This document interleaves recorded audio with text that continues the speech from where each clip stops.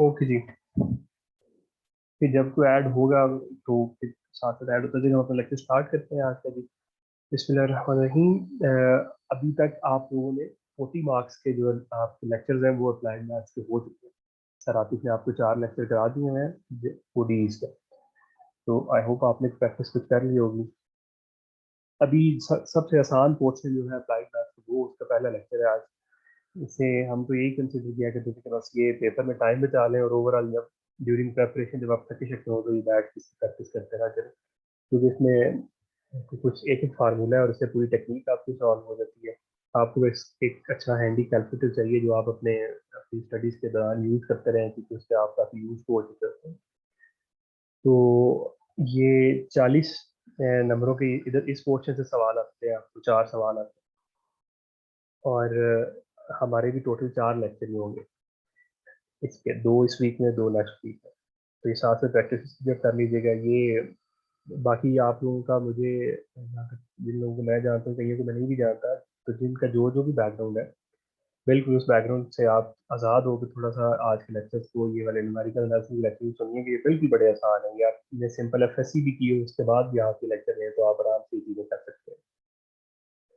पीछे आपने अगर किसी का मैथमेटिक्स का बैकग्राउंड है तो उन्होंने हो सकता है इन सारी चीज़ों की डेरिवेशन वगैरह भी की है, तो उनकी इधर कोई ज़रूरत नहीं है, ना ही कभी आई है ना ही वो पूछेंगे।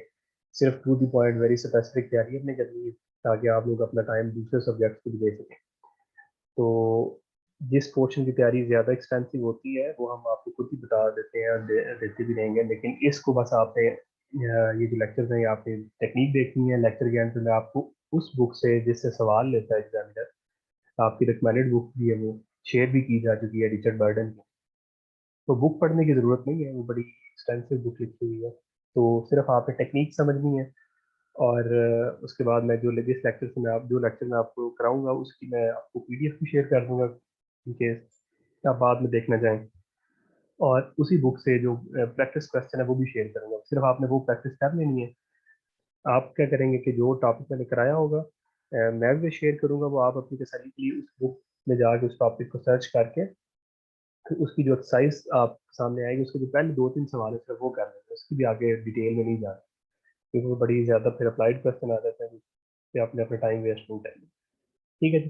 टोटल 4 लेक्चर है हमारे। पहला लेक्चर जो है वो इस तरीके से डिवाइड किया हुआ है जिसमें आपको पता है कि 2 तरह की इक्वेशन होती हैं, एक लीनियर इक्वेशन एक नॉन लीनियर इक्वेशन। इधर हमने एक एक तो तरीका होता है ना, वैसे ही आप सिंपल आपको इक्वेशन दी गई है 2-3 3 लेट्स इक्वेशन दी गई है जिसमें x1 x2 और x3 है। तो वो आपसे कहते हैं जी कि इसका सोल्यूशन निकालना है। तो जिसके 2-3 तरीके हैं, एक हम साइमल्टेनियसली सॉल्व करके निकाल लेते थे, एक फिर हम सिंपल अपने कैलकुलेटर में वैल्यूज पुट करते हैं तीनों इक्वेशंस के लिए, वो हमारे पास आंसर आ जाता है। तो ये एक बस न्यूमेरिकली सॉल्व करने के तरीके इधर हम सीखेंगे, इंटीग्रेशन के भी, डिफरेंशिएशन के भी, पॉलिनोमियल भी बनाएंगे।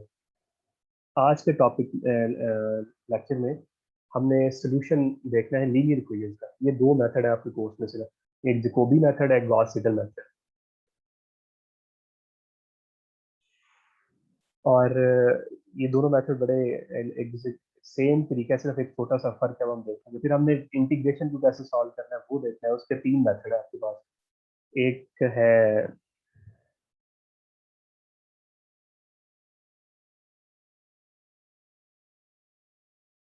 ट्रेपेजॉइडल का मेथड होगा एक, और एक सिम्पसन का। सिम्पसन में आगे 2 है, 1/3 और 3/8, और एक गॉस इंटीग्रेशन फार्मूला है, ये 2019 में आया था शायद। इसके आगे 2 फिर है, 2 पॉइंट और 3 पॉइंट। 3 तरीके ये हैं आपके इंटीग्रेशन के। ये आज के लेक्चर के टोटल आप आज करेंगे 5 मेथड मेन, और आगे 2 मेथड के एक और टेक्निक है। फिर दूसरे लेक्चर में आपका होगा नॉन लीनियर इक्वेशन का सॉल्यूशन। वो उसके 5 मेथड है, एक आ जाता है आपका पेपर में। बाइसेक्शन मेथड है, सीकेंट है, रेगुलर फाल्सी है, न्यूटन राफसन है, फिक्स है। आप लोगों ने जिनका बैकग्राउंड है आपने हर चीज़ की ऑलरेडी पढ़ी होगी, तो सिर्फ थोड़ा सा आपको चीज़ें रिवाइज करानी है। फिर सिलेक्टिव थ्री में आपको इंटरपोलेशन कराई जाएगी। इंटरपोलेशन ये है कि आपको एक टेबल दिया जाता है, उससे कहा जाता है कि आप हमें पॉलिनोमियल निकाल के दे दें, फिर टेबल के बीच में कोई वैल्यू पूछ लेता है। उस सारे प्रोसेस करने के 5 मेथड है हमारे कोर्स में। एक लैग्रांज है, न्यूटन डिवाइडेड डिफरेंस है, न्यूटन फॉरवर्ड डिफरेंस है, बैकवर्ड डिफरेंस है, सेंट्रल डिफरेंस। फिर जिस तरीके से हमने इंटीग्रेशन की है वैसे हम सॉरी इंटीग्रेशन ऊपर किया, फिर हम डिफरेंशिएशन के कुछ 2-3 मेथड है। आइलर मेथड है, फिर उसी का एक मॉडिफाइड वर्जन है, फिर आर के मेथड है, पता नहीं आप लोग अपनी डिग्री में क्या पढ़ते रहे हैं, इसका नाम तो हम तो बस रंगा कुत्ता ही से कहा करते थे, पता नहीं आप लोग क्या कहते थे। ये इसका ऑर्डर 4 का हमने फार्मूला करना था, एक टेलर सीरीज 2020 में आई। तो फिर हम इसको उसको भी न्यूमेरिकली सॉल्व करने का फिर ये ऐड किया। बैच 1 में हमने ये नहीं कराया था टेलर सीरीज, हमने बैच 2 को कराया था और आपको भी ये कराएंगे। ठीक है जी, ये हमारा इस मेरा अप्लाइड मैथ के वाले से आप लोगों के साथ ये वाला हिस्सा होगा कि मैं ये 4 लेक्चर आपको कराऊंगा। बाकी सर आपने आपको वो डिफरेंशियल इक्वेशन कराई है, उसके बाद आपके फिर 2 लेक्चर होंगे सर आपके साथ, उसमें वो आपको क्योंकि गोली से 2 लेक्चर देंगे चैप्टर नंबर 7 और 8 का। फिर सबसे फेल के साथ आपके 3 लेक्चर होंगे, वो आपको वेक्टर एनालिसिस कराएंगे। वेक्टर एनालिसिस वैसे ज़रूरत नहीं है, लेकिन हमने जो सीखा है अपनी सारी सफ़र में कि आपको अप्लाइड मैथ में कभी भी 100 नंबर की तैयारी करके नहीं जाना चाहिए, हमेशा 20 नंबर की एक्स्ट्रा तैयारी कर जाना चाहिए, क्योंकि आप इतनी मेहनत कर चुके होते हैं और एग्जामिनर जब दूसरे पेपर मुश्किल बन रहे होते हैं लाइक पॉलिटिकल साइंस का IR का, तो वो थोड़ा सा इससे मुश्किल कर देता है। मुश्किल कैसे करता है कि या तो मुश्किल कोई फंक्शन डाल देता है अंदर, या फिर थोड़ा सा एक्सपेंसिव आगे चला जाता है, एक दोबारा से हुआ है। तो फिर इसमें तो होता तो बाकी दूसरे पेपरों में ये होता है कि आप कुछ भी ना आता हो तो लिख आते हैं, इधर कुछ ना आता हो तो फिर कुछ नहीं लिखा जाता। तो उस सिलसिले सिचुएशन से बचने के लिए हमने फिर शुरू से ये प्लान किया था कि हम स्टैट्स में भी और मैथ्स में भी आपको 20-20 नंबर एक्स्ट्रा तैयार करवाएं। वो कैसे है कि न्यूमेरिकल एनालिसिस के 4 आ जाते हैं आपको, और कभी कभार 80% तो नहीं ऐसा हुआ, लेकिन 20% ऐसा हुआ है कि क्योंकि गोरी का जो एक सवाल है ना वो साथ में बेसिकली पूरा सवाल साथ में राशि में से आता है 10 नंबर का। कभी कभी ऐसा होता है, 2 दफ़ा ऐसा हो चुका है 6 सालों में कि उसने 7 में से नहीं लिया था, एक 8 में से आ गया, एक दूसरे में 5 में से आ गया। तो फिर क्या होता है कि आपके 10 नंबर पूरे स्ट्रेट ज़ाया हो जाते हैं। उस सिचुएशन से बचने के लिए, या 2021 में क्या हुआ था, एक बेसल फंक्शन आ गया था ओडी का, वो हम नहीं कराते हैं, वो करेंगे भी नहीं, वो काफ़ी मुश्किल है, तो हम वो नहीं करते हैं, कभी भी नहीं आया था, उस साल आ गया। तो ऐसा अगर किसी आपके साथ भी ऐसा हो जाए तो इसके लिए आपको पूरा एक नया टॉपिक तैयार करवाया जाता है। कुछ लोग हैं जिनका अपना बैकग्राउंड है और वो उसकी जगह 4 ईयर सीरीज़ भी कर सकते हैं, लेकिन हम आपको किसी और को आवाज़ का इश्यू है, आप में से अमदाद सर कह रहे हैं कि मेरी आवाज़ ठीक नहीं आ रही। सर क्लियर आ रही है। हाँ, फिर इसका मतलब अमदाद आपके एंड पे आ रही थी। तो दूसरा फिर हाँ, वेक्टर एनालिसिस बड़ा आसान है, वो रखने की वजह ये थी क्योंकि फोरियर सीरीज के साथ हीट इक्वेशन आती हैं, तो वो बड़ा मुश्किल हो जाता है। पूरी बुक है प्रोफेसर वाविच की इसके ऊपर, इतनी मोटी सारी बुक है। तो हमने क्या, तो हालांकि वेक्टर भी हम उन्हीं की बुक से कह रहे हैं, लेकिन वेक्टर का सिर्फ चौथा और पांचवा चैप्टर करें तो आपको दोनों सवाल क्लियर हो जाते हैं। तो ये इसकी स्पिरिट है। तो कुछ ऐसे अब ये अब आपने ट्रेड ऑफ करना है कि हो सकता है आप कहें कि एक्स्ट्रा तैयार वेक्टर करने की बजाय हम इस 100 को कर लेते हैं, तो साथ कुछ और किसी और बुक पे सब्जेक्ट की टाइम लगा लेते हैं, तो ये आप कर सकते हैं। लेकिन हम आपको रिकमेंडेशन और हमारी सजेशन यही है कि आप 120 के साथ जाएँ, क्योंकि इंशाल्लाह 120 की तैयारी के साथ जाएँगे तो इसमें कोई शक नहीं है कि आप 90% सुपर मार्क्स लेंगे, क्योंकि फिर एक आध नंबर तो कट जाता है। और 0-10 वाली कहानी है कोई नहीं है, आप जितना लिखेंगे उतने नंबर आपको ज़रूर मिलेंगे।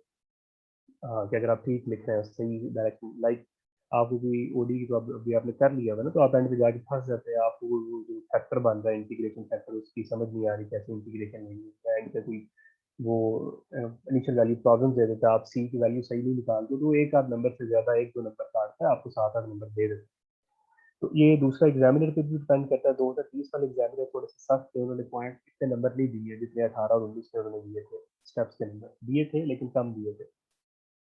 दूसरा ये कुछ टीचर बड़े आंसर ओरिएंटेड होते हैं, अगर आपका आंसर ठीक है तो आपको उसपे 10 नंबर मिल जाते हैं, अगर आंसर ठीक नहीं है तो 1-2 नंबर 3-4 नंबर कट जाते हैं। ये आप लोगों ने अपनी यूनिवर्सिटी में खुद ऑब्जर्व किया है। कुछ टीचर आपको नहीं देखते, वो सिर्फ देखते हैं कि बच्चे का कॉन्सेप्ट कैसा है। कुछ ऐसे होते हैं जो भाई अगर आप जैसे कोई यूपी और से पढ़े हैं तो उधर ऐसे थे टीचर हमारे पास थे जो हर एक का अपना तरीका हुआ करता था। तो खैर ये सारी स्टोरी थी।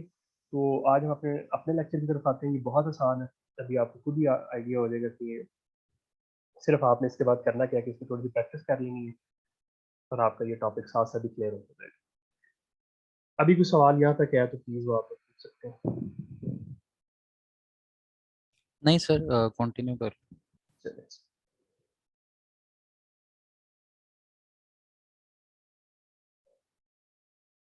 आप लोगों को चले वो अभी मैं बीच में आइडिया होगा, किसी को ना भी हुआ तो ग्रुप में एक दूसरे से आप डिस्कस किया करें। ग्रुप का बनाने का जो एक पर्पस तो है ये लिंक शेयर करना, दूसरा ये भी कि आप लोग आपस में इंटरेक्ट करें और चीज़ें एक दूसरे से डिस्कस करते रहा करें। तो लीनियर इक्वेशंस का सॉल्यूशन अभी अब देखते हैं। सबसे पहले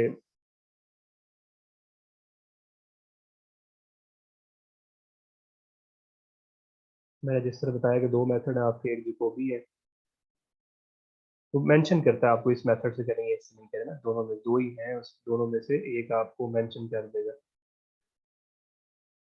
आप इसमें बेसिकली आपको तीन इक्वेशंस दी जाती है, लाइक हम कोई भी x1 x2 x3 की फॉर्म में, या आगे लेट्स सपोज a दिया होगा, इस तरीके से दूसरी इक्वेशन की दी जाएगी। तो आप इससे क्या कर रहे होते हैं, तीन इक्वेशन आपको दी होती है, आप एक मैट्रिक्स बना लेते हैं, लाइक ये इसके साथ जो, यानी कि a11। मैं एक छोटी सी चीज समझा के मैं डायरेक्ट सवाल पे आऊंगा, परेशान नहीं होना।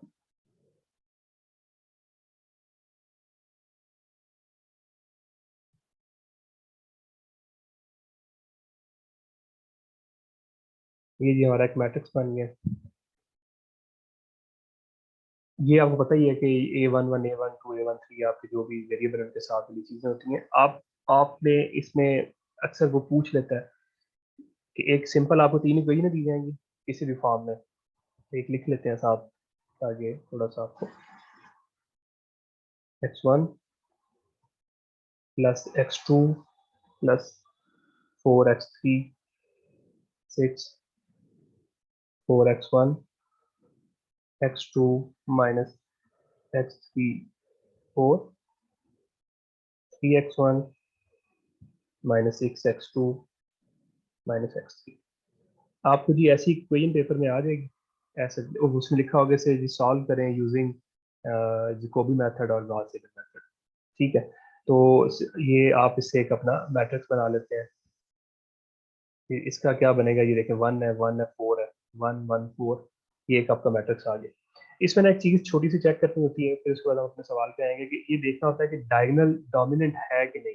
जो आपको सेट ऑफ इक्वेशंस दिया गया है वो डायगोनल डोमिनेंट है कि नहीं, वो पूछ लेता है। अगर नहीं पूछता आप चेक कर लेते हैं उसे, आप अगर नहीं है तो उसे आप रीअरेंज करके डायगोनल डोमिनेट कर लेते हैं। वो कैसे, एक चीज है कि आप ये देखें ए आई जो है ना, उसका जो मॉड है वो होना चाहिए greater than equal summation of A I J K mod के। मतलब इस बात का क्या है कि जो आपका A11 है, A11 वो इक्वल हो या ग्रेटर हो A12 प्लस A13 के मॉड। ये आपने हर, ये कंडीशन आपने फुलफिल करानी है। एक आप देखें कि आप डायगोनल एंट्रीज वो नॉन जीरो होनी चाहिए, यानी कि डायगोनल ये है ना A11 A22 A33, तो ये नॉन जीरो होनी चाहिए। दूसरा ये है कि ये जो इस इक्वेशन में इस रो में आप जो A11 की वैल्यू है ये इक्वल हो या ग्रेटर हो इन दोनों वैल्यूज के सम के। अगर कुछ ऐसा होगा तो आपका वो जो सेट ऑफ इक्वेशंस है वो डायगोनली डोमिनेंट होगा। मुझे सिर्फ ये देख के बताएं आप में से एनीवन के, ये जो पहले इसका हम मैट्रिक्स बना लेते हैं जरा ताकि आपको थोड़ा सा। सर ये आपने ए आई और फिर क्या लिखा है सर? एक मिनट बस,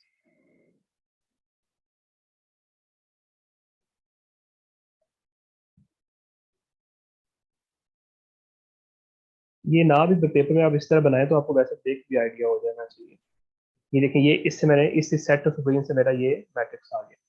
मैंने आपको सिर्फ ये कहा कि आप जो मैट्रिक्स इक्वेशंस दी जाएंगी उस तरह मैट्रिक्स अगर बनाते हैं तो जो आपकी ये वैल्यू है ना, इसे मैं कह रहा हूँ A11। अगर आपने पता नहीं, ये तो नाइन्थ क्लास में मैट्रिक्स वाला चैप्टर शायद ऐड होता है। नहीं है सर बराबर। हाँ, मैं सर ये थोड़ा, डायगोनली डोमिनेंट नहीं है।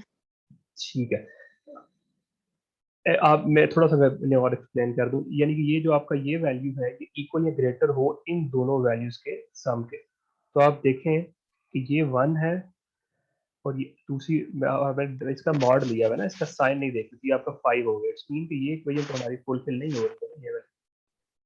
पहले पे दूसरी पे देखें आप, ये 4 है, आपका ये डायगोनल की एंट्री थी तो ये भी देखें फुलफिल नहीं हो रही है। तीसरी ये देखें, ये वैल्यू थी, ये भी फुलफिल नहीं हो रही। तो ये सेट ऑफ इक्वेशंस हमारा डायगोनल डोमिनेंट नहीं है। ठीक है, अगर आप में से कोई मुझे ये बताया कि इसको डायगोनल डोमिनेंट किया जा सकता है इस इक्वेशंस को, कोई रीअरेंज करने से, किसी को ऊपर नीचे करने से ये हमें डायगोनल हमारे डोमिनेंट होते हैं कि नहीं? जी सर, ये क्वेश्चन नंबर जो 2 है इसको अगर 4 पे हम डिवाइड कर दें सर ऐड सब्ट्रैक्ट करवा के हो सकता है। सर, इसमें अच्छा। हाँ इसमें सॉल्व करेंगे क्वेश्चन को तो हो जाएगा ये। अच्छा, मैं आपको छोटा सा मजे की बात बता, सिंपल गौर करने करें ये। अरेंज करके। Very good. ये वाली जो इक्वेशन है, ये आप इसको आप ऊपर ले जाओ, ये वाली 4 को 6 वाले को दूसरे नंबर पे ले आओ, और जो ये है इसको तीसरे पे ले आओ, तो फिर करके भी देखते हैं। ये इसे कहते हैं जी, ये जादू होने लगा, ये करके देखते हैं होता है कि नहीं। कि ये मैं दूसरी इक्वेशन को पहले नंबर पे लेके जाने लगा हूँ, 4x1 x2 minus x3 is equal to 4। ये तीसरी वाली चीज़ दूसरे नंबर पे आ गई, 3x1 minus 6x2 minus x3, ये -4 हो गया। और ऊपर वाली सबसे जो पहले नंबर पे तीसरे नंबर पे आ गई। अब देखें जरा इसकी डायगोनल डोमिनेंट है कि नहीं।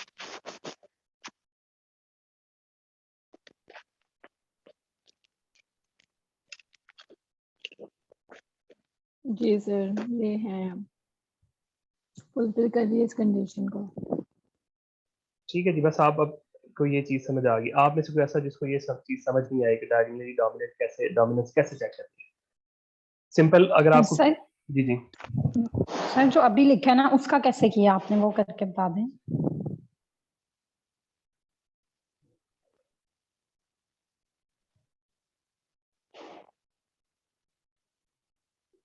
मैं इसका मैट्रिक्स लिख के दिखा दूं आपको?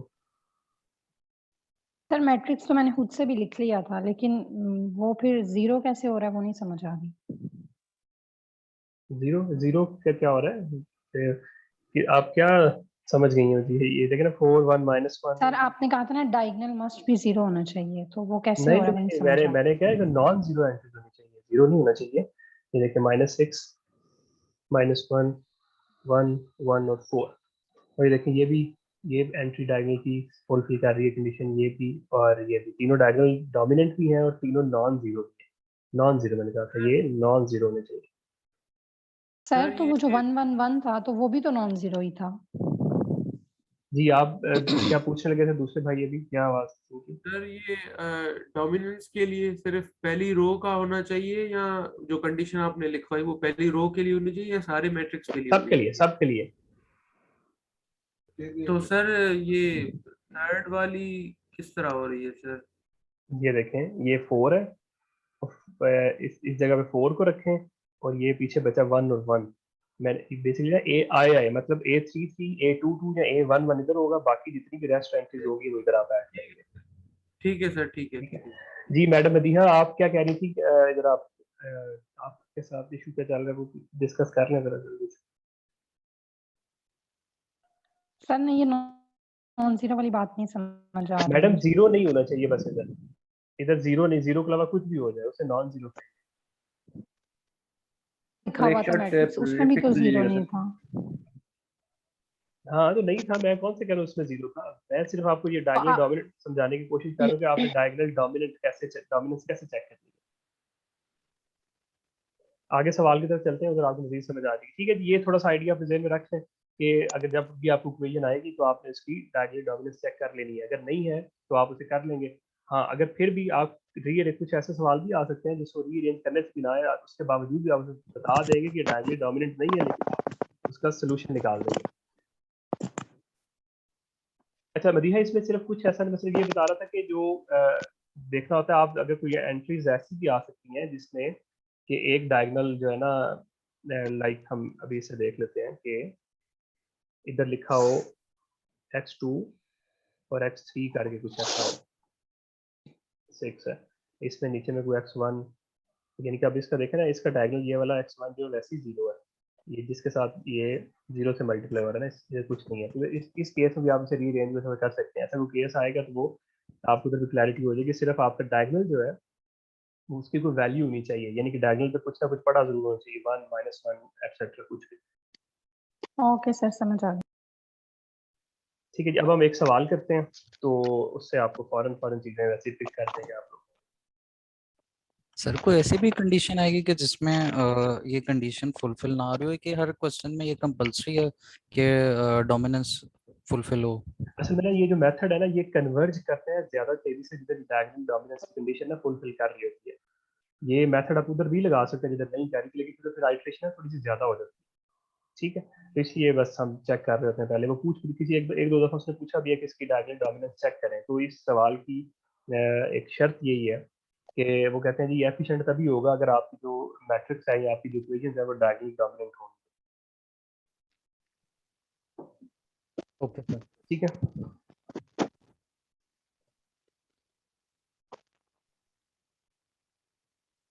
ये इस तरह हम एक पूरा कंप्लीट एक सवाल देख लेते हैं इसमें और इसी को सर सॉल्व करते। जी जी सर डायगोनल डोमिनेंस जो है वो इसी चीज को कहते हैं ना, जब diagonal must be non zero होते हैं तो। नहीं, डायगोनल की वैल्यू बाकी दोनों वैल्यू से बड़ी या ग्रेटर, उससे इक्वल हो या ग्रेटर हो, इसको डायगोनल डोमिनेंस ठीक कहते हैं। ठीक है जी, सर अब ये देखें, सर ये बुक का कौन सा पेज है सर? मैं आपसे चैप्टर बुक से किसी से नहीं पढ़ा रहा हूँ। मैंने आपसे पहले अर्ज किया था कि मैं अपने मेरे लेक्चर में ये वाले और एक बुक रिचर्ड बर्डन की आप लोगों से शेयर की जा चुकी है, उसकी एक्सरसाइज के सवाल प्रैक्टिस कराए जाएंगे, बाकी किसी बुक को फॉलो करने की जरूरत नहीं है। ठीक है, आप बस ये लेक्चर जब लेते जाएंगे तो आपको सारी चीजें क्लियर हो जाएगी। प्रैक्टिस क्वेश्चन मैं आपको दूंगा। अब देखें सिंपल, ये देखें ये 10 है, ये बड़ा है इन दोनों से, ये 10 है, ये भी बड़ा है, ये 10 है, ये बड़ा है, ये आपकी इक्वेशन जो है डायगोनल डोमिनेटर। ये माइक प्लीज अपना म्यूट कर लें क्योंकि इससे थोड़ी सी डिस्टॉर्शन आती है तो वो टेम्पो खराब हो जाता है। ठीक है, अब देखें सिंपल ये इक्वेशन दी जाएगी, आपको कहेगा जी कि आप मुझे जैकोबी मेथड लगा के इसको सॉल्व करके दे दें। अब एक इधर एक चीज समझने वाली है, ये बहुत आसान चीज है, सिर्फ आपको पता होना चाहिए कैलकुलेटर को कैसे इस्तेमाल करना है। आप में से आई होप सबको पता है कि ये तीन इक्वेशन को अगर हम अपने कैलकुलेटर में डालें तो हमें फॉरन एक्स वाई और जी की वैल्यू मिल जाएगी। ऐसा कोई है जिसको नहीं पता? सर मुझे नहीं पता। ठीक है, तो चले ये फिर मैं एंड पे आप एनीवन आप देखो ग्रुप में भी बता सकते हैं आपको जी, तो मैं एक इसका छोटा सा क्लिप बना के सर एक और बात पूछनी थी। जी आपने लिखा था सर A12 प्लस A13 को उसमें मॉड्यूल जो भी मॉड्यूलस मॉड, लगा के ना, हाँ हाँ, हाँ एक साथ लगाया था, वो सेपरेटली नहीं लगता? ये देखे ना कि ये इसको ले ले सिंपल, मैं ये लिखा था ए, ये था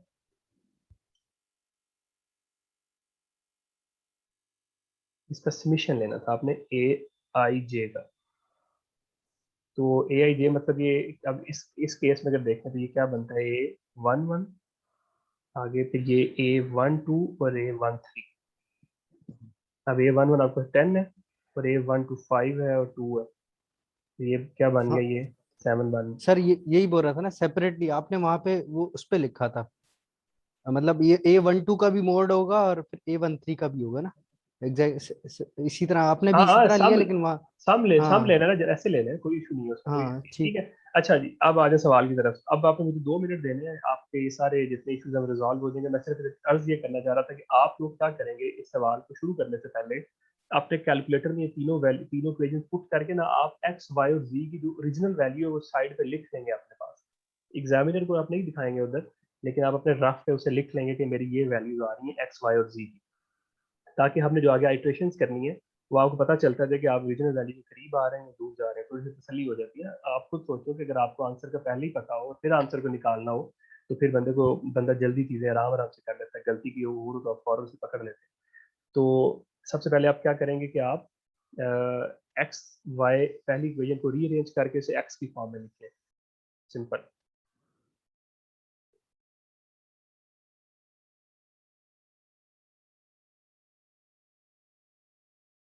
टेन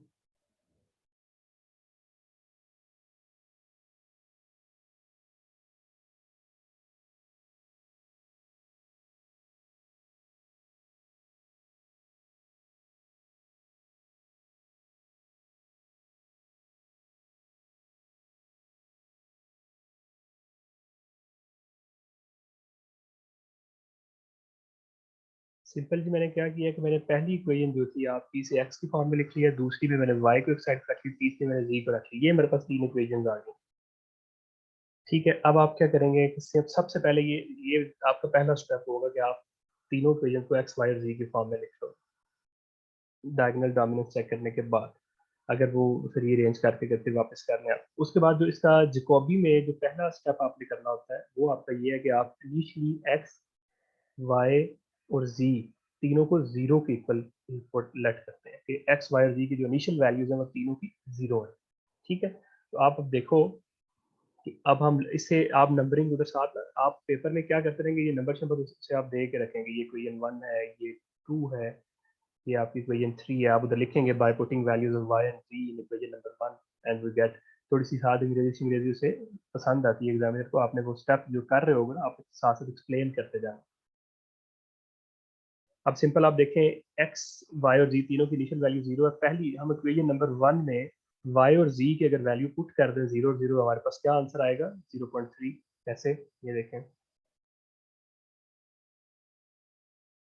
अगर आपका y भी जीरो है, z भी जीरो है, तो 3/10 बचा, तो वो हो गया आपका 0.3। इसी तरीके से आप दूसरी इक्वेशन में जो में आप वैल्यू पुट करें इसकी x और z की, तो आपका फिर y भी क्या आता है, y भी आपका 0.3 आता है। अब तीसरी इक्वेशन में आप पुट करें x और y जीरो, तो z आपका आता है -0.3। यहाँ तक किसी को कोई इशू? सिंपल आपने पहली आइट्रेशन है, इसे आप पहली आइट्रेशन कहेंगे, फर्स्ट आइट्रेशन, साथ आप उसे लिख देंगे फर्स्ट आइट्रेशन है। आप इक्वेशन नंबर 1 में x जो भी दो वैल्यूज चाहिए, y और z की वैल्यू जीरो पुट करोगे, जो आंसर आएगा वो x की वैल्यू होगी। इसी तरीके से y और इसी तरीके से z के साथ आप ये ऑपरेशन करेंगे और आपके तीनों वैल्यूज के आंसर निकल आएंगे। ठीक है, अब पहली आइट्रेशन में आपके पास x, y और z जीरो था। अब दूसरी आइट्रेशन में आपके पास इनकी वैल्यूज आ गई हैं 0.3, 0.3 और -0.3। सिंपल। अब दूसरी आइट्रेशन में आप क्या करोगे कि x की जो इक्वेशन नंबर 1 है उसमें जब आप वैल्यू पुट करोगे y और z की, तो आप ये वाली अगली वैल्यू पुट करोगे जो कि 0.3 और -0.3 आ गई।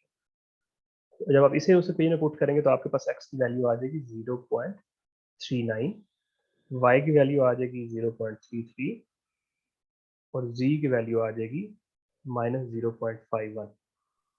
ठीक है, एक्सक्यूज अब मी सर, जी जी सर ये न्यू वैल्यू जो आई है 0.3, ये हम जब इक्वेशन नंबर 1 में करेंगे तो हम x की जगह नहीं रिप्लेस करेंगे, जस्ट y और z की वैल्यू रिप्लेस करेंगे। जी मतलब आपने x फाइंड करना है ना, तो आगे जो भी दो अननोन आगे इक्वल साइन के बाद, तो आपको सिर्फ उसकी वैल्यू चाहिए ना। ठीक है। ठीक है, अच्छा एक इधर और चीज, अभी जो मैं आपको पहले कह रहा था कैलकुलेटर से जब आपने आंसर निकाल लिए होंगे उसके, ये अभी मदीना या किसी के पास जिसको नहीं पता उसके पास कैलकुलेटर पड़ा हुआ है, अभी आपके पास है कैलकुलेटर, मैं आपको साथ अभी दिखा देता हूँ। यस सर, जी सर, रखा हुआ है। चलेंगे अभी मसला हल कर लेते हैं साथ। आप एक चीज दूसरी जेर में रखेंगे, जो आपका कैलकुलेटर है, जब आप साइनोसाइड जो ट्रिग्नोमेट्रिक फंक्शन की आप सॉल्व कर रहे होंगे तो आपका कैलकुलेटर रेडियन में होना चाहिए। अगर आप दूसरी वैल्यू कुछ कर रहे हैं तो आपका कैलकुलेटर का जो मॉड है वो डिग्री में होना चाहिए। ठीक है, तो आप सिंपल देखेंगे, आप मॉड को अगर आप प्रेस करें तो आपके पास नंबर 5 पे इक्वेशन लिखा आता है, ऐसे ही है। हाँ सर, ये तो 3 तक ही आ रहा है। हम्म? सर अगर मोड को प्रेस करें सर तो 1 इनका 2 3। वो वाला कैलकुलेटर है, सस्ता, वो मतलब नॉर्मल वाला। अब भाई अपने कैलकुलेटर महंगे लो यार, सस्ते ना लो, क्या कर रहे हैं। अच्छा, ये कैसियो का जो कैलकुलेटर नहीं होता साइंटिफिक कैलकुलेटर, आपका वो होना चाहिए। सिंपल कैलकुलेटर मुझे लगता है काम ये नहीं चलेगा। यहाँ पता नहीं मैडम आप क्या प्रेस तो कर रही हैं, कैसियो जी का सर जो नहीं कैलकुलेटर चलेगा, सिंपल से हाँ नहीं चलेगा सर, ये हम लोग यूनिवर्सिटी में किए हुए हैं ये क्वेश्चन। सर क्या करता है जरा मुझे बताइएगा सर जी। हाँ सिंपल देखें, जिनके पास वो वाला है, आप अपने मॉड को प्रेस करके 5 नंबर पे इक्वेशन लिखा लिखा हुआ उधर जाओगे, फिर जो आगे इक्वेशन के मुख्तलिफ सेट ओपन होंगे वहां पे 2 पे प्रेस करोगे आप 2 पे, तो आपके पास ना वो 3 वाला मैट्रिक्स खुल जाएगा। खुल गया? सर जरा रास्ता बताएं सर। अच्छा, सबसे पहले मॉड प्रेस किया, जी जी कर लिया, जी। ओके। नंबर 5 पे इक्वेशन लिखा होगा, EQN लिखा हुआ है, उसे प्रेस करें। सर नहीं हो रहा है, हाँ नहीं हो रहा। अच्छा चलें, बाकी मैं इसकी ना छोटी सी वीडियो क्लिप आप लोगों से शेयर कर दूंगा, वो आप लोग देख लीजिएगा। अपने पास कैलकुलेटर आपके पास ये वाला होना ओके। चाहिए। तो मैं सर ऐसे मेरा हो गया, मुझे जरा काइंडली आगे बता दें। ठीक है, आप अब आपने जब इक्वेशन इक्वेशन के बाद आगे ये जो सेकंड इक्वेशन सेलेक्ट करने के बाद वो मैट्रिक्स आ गया, उसके बाद क्या करना है? सिंपल। अब देखें पहली इक्वेशन की तरफ सामने स्क्रीन की तरफ देखें। पहले नंबर पे 10 है, x के साथ 10 लिख प्रेस इधर एंटर करें, ठीक है। फिर इक्वल का साइन प्रेस करें, फिर अगली वैल्यू -5 है उसे प्रेस करें, अगली वैल्यू -2 है उसे प्रेस करें, फिर 3 है उसे प्रेस करें।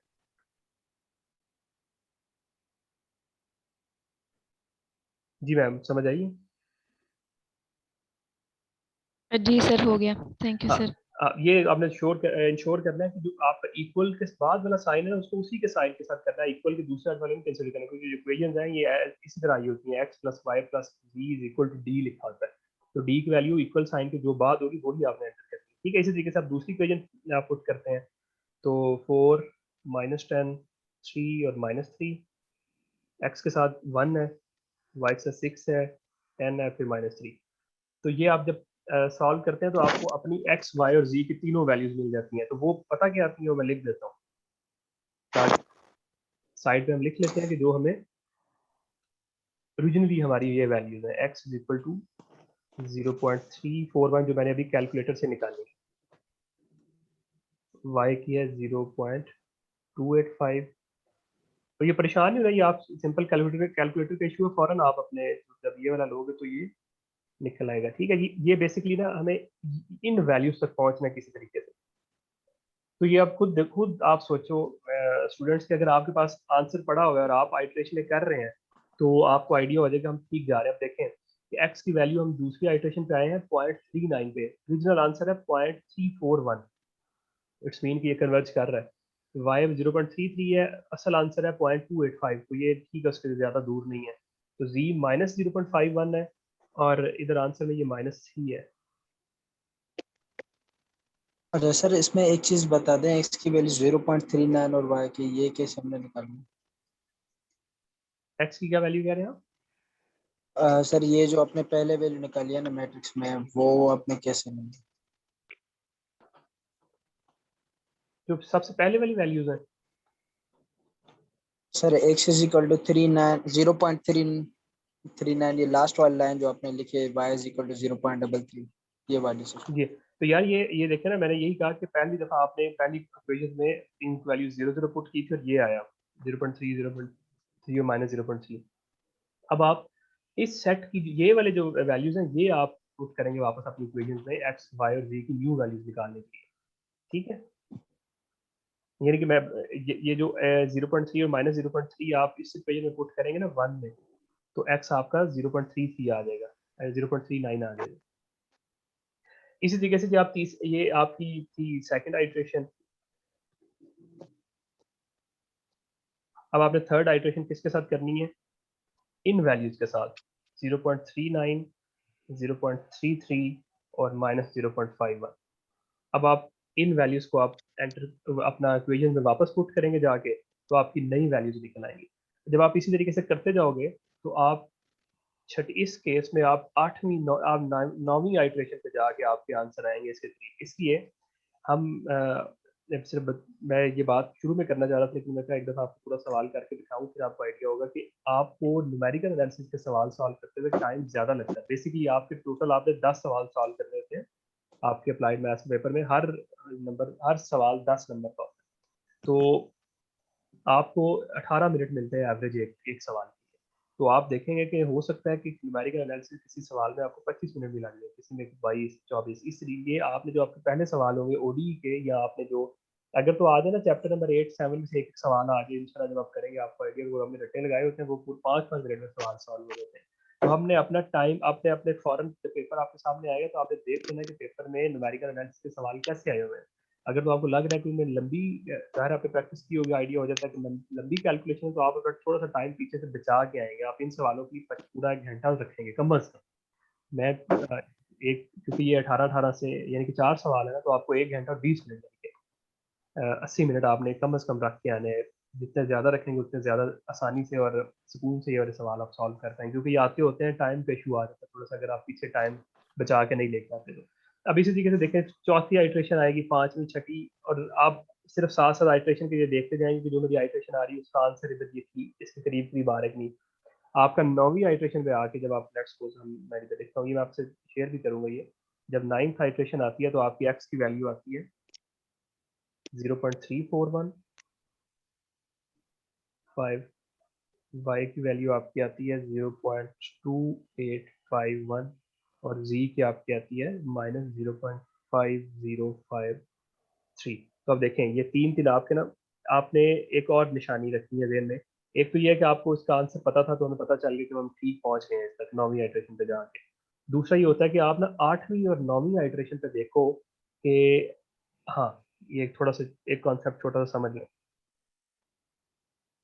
हम ये थी आपकी 9वीं आइटरेशन, लेट्स सपोज कि मैं 8वीं का इधर एक चीज लिखने लगा हूँ। 8वीं पे हमारे पास x ये आया हुआ था 0.3416, ये 8वीं का आंसर था 0.2852 और z पे था -0.5051।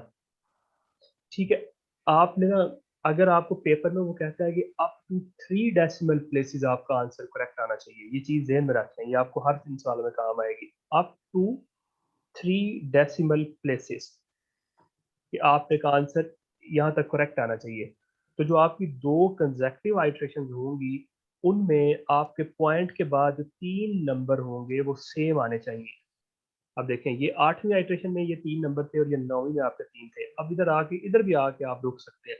अगर आपको आंसर का नहीं ना पता एक्चुअल आंसर क्या है, तो आपकी दूसरी निशानी होती है कि जितने डेसिमल प्लेसेस अब उसने आपको कहा हुआ है तो आप जाके 2 आइटरेशन, ऐसी 2 आइटरेशन जिधर जाके आपको 3 डेसिमल, जितने उसने डेसिमल पॉइंट कहे हुए हैं उतने उतने डेसिमल आपके जो पॉइंट्स हैं वो दोनों आइटरेशन में इक्वल आने चाहिए। अब देखें ये 8वीं का आंसर ये था और 9वीं का ये था, और दोनों में देखें 341, 341, 285, 285, 505, 505 इक्वल आ रहे हैं। ये बात बड़ी जरूरी है, ये समझ लें, अगर किसी को समझ नहीं है तो मुझसे पूछ लें।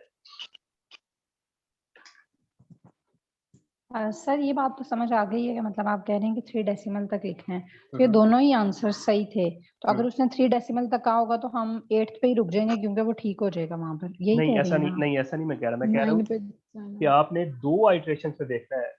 आप आइटरेशन करते जाओगे जाहिर साथ देखोगे जिन 2 आइटरेशन पे आके आपके उतने जितने से डेसिमल प्लेसेस पे हैं वो इक्वल हो गए तो इट्स मीन कि आप आंसर के करीब पहुंच गए, आप आंसर तक पहुंच गए, वो आपका आंसर होगा। तो अगर आप 10वीं करोगे 10वीं भी फिर यही आएगा, जब जब आंसर निकल आता है ना तो फिर हर नई आइटरेशन पे आंसर वैल्यू पिछली वाली ही आना शुरू हो जाती है। ठीक है, तो 8वीं पे आपने देखा ये था, हालांकि पीछे कुछ और इधर हो सकता है 7वीं पे 342 लिखा हो ना, तो आपने जब 8वीं किया तो ये आया, तो 9वीं फिर यही आ गया, तो फिर आप इधर आगे रुक जाएंगे। ये आपका सिंपल सा सवाल था। आप इधर ही इधर इसी के साथ मैंने आपको गॉस सेटल कराना है, इसके दोनों आपके सवाल क्लियर हो जाने, फिर उसके बाद हम इस पोर्शन के सवाल फिर देख लेते हैं। ठीक है, यानी कि आई मीन आपके जो सवाल आपके ज़हन में आ रहे हैं, सिर्फ मुझे आपने 1 मिनट देना, मैं आपको साथ ही गॉस सेटल कराने लगेंगे। सर जब हमने पेपर में करना है तो हमने पूरी वैल्यू पुट करनी है ना, मतलब आपने तो ऐसे ही निकाल ली है ना। जाहिर है जी, मैं तो सिर्फ आपको समझा रहा हूँ ना, पेपर में आपने तो थोड़ी बताना है ठीक है कि आप पेपर में तो सॉल्व किए बगैर, मेरे पास ये लिखा हुआ है ना, मैंने तो तैयार किया हुआ लेक्चर, इसकी मैं 3rd से 9वीं पे आ गया क्योंकि मकसद आपको समझाना था।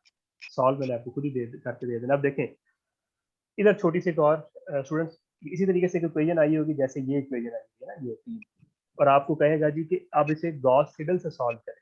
हमने नंबर 1 पे स्टेप यही करना है कि हमने एक्स वाई और जी की तीनों वैल्यूज को इस तरीके से रीअरेंज कर लिया, एक्स वाई और जी। और इनिशियली हमने एज्यूम किया था कि हमारी एक्स वाई और जी की वैल्यू किसकी इक्वल है, 0 की इक्वल है, और फिर हमने पहली तीनों वैल्यूज निकाली हैं, इधर y भी 0 पुट करके, इधर x भी 0 पुट करके, उधर x y 0 पुट करके हमारे पास ये वैल्यूज आ रही है। किसी का माइक ऑन है प्लीज, अगर आप उसे यूज कर लें इस तरीके।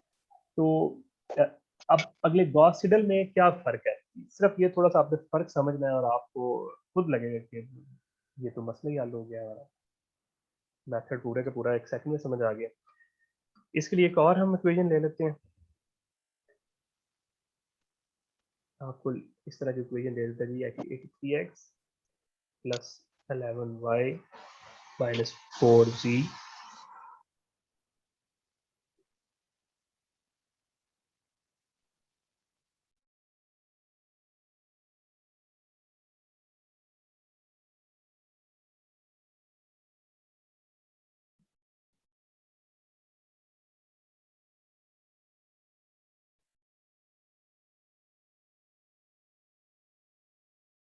इधर आपको ना वो x1 x2 x3 भी कुछ भी दे सकता है, abc भी दे सकता है, वो दिया है, इसलिए उधर जाके आपने ये नहीं देखना है कि x क्यों नहीं आया, तो कोई वेरिएबल कोई भी आ सकता है। लेकिन 3 वेरिएबल होंगे आपके।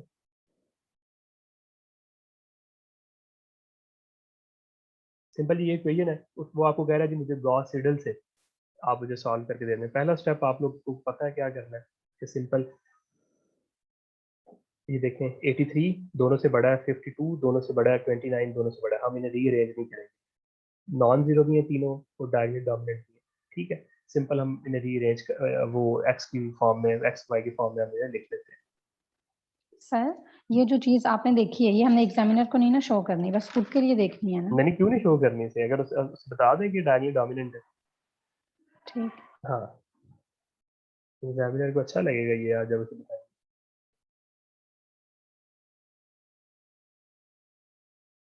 ये आप आ गया 83, वाई की लिख लेते हैं 104 7x माइनस 13z।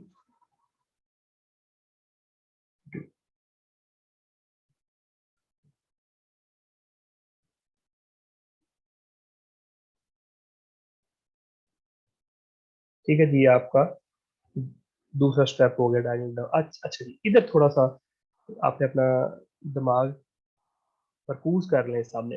पहले हमने कहा था कि एक्स वाई और जी तीनों को हम जीरो पुट कर रहे थे ना जैकोबी मेथड में। इधर आप क्या करेंगे इनिशियली, क्योंकि हमने एक्स फाइंड करना है ना अभी शुरू में, तो एक्स को फाइंड करने के लिए हमें चाहिए वाई और जी ना, तो आपने उसे जीरो ज्यूम कर लेना सिंपल, वाई और जी को। तो जब वाई और जी को आप इस नंबर 1 इक्वेशन में पुट करते हो तो एक्स क्या आएगा आपका 95/83, मतलब कि 1.145। अब जब y निकालना है ना, इधर चीज सिर्फ ध्यान में रखनी है, जब y आप निकालोगे तो y निकालने के लिए कौन कौन सी दो वैल्यूज चाहिए? मदीहा या कोई एनीवन मुझे बताएं जरा। ये आपके सामने y की एक्स और इक्वेशन जी। है, x सर और z। एक्स और सर y जी। निकालने के लिए z 0 पुट करेंगे और x की 1.145।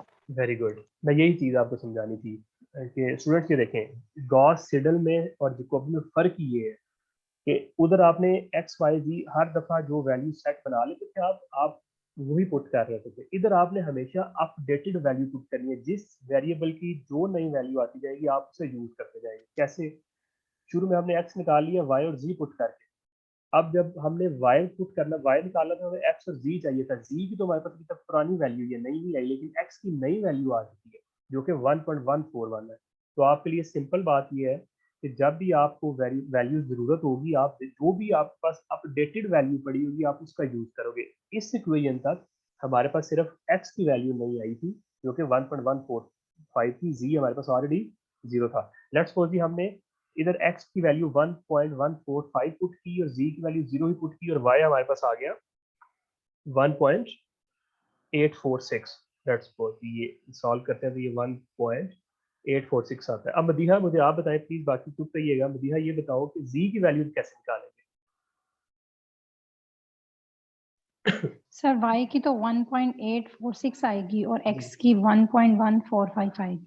ठीक है, मतलब समझ आ गई ना कि हमारे पास y शुरू में 0 था लेकिन हमारे पास उसकी अगली वैल्यू आ चुकी है, तो हमने z की वैल्यू, हमने नई वैल्यू जो अपडेटेड वैल्यूज है उन्हें डाल के निकाल लिया। ये हर एक को बात समझ आ गई है, सिर्फ यही फर्क था और आपका सवाल समझे, बाकी सारा तरीका वही है, सिर्फ आपने इसमें वैल्यूज जो है ना नई पुट करते जाना।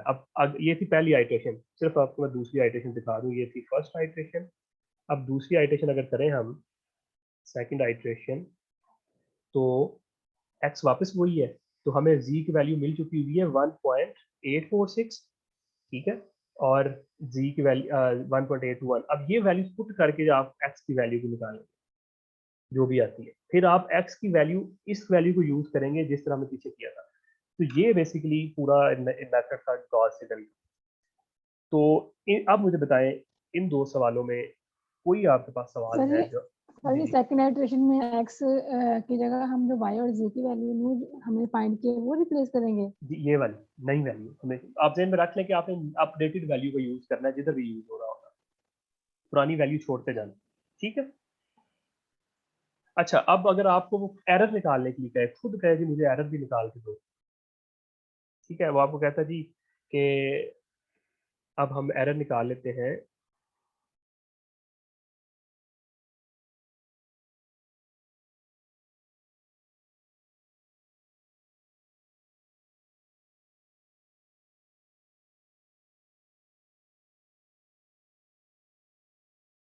ये थी, ये देखें 9वीं आइटरेशन थी, ये 8वीं आइटरेशन थी।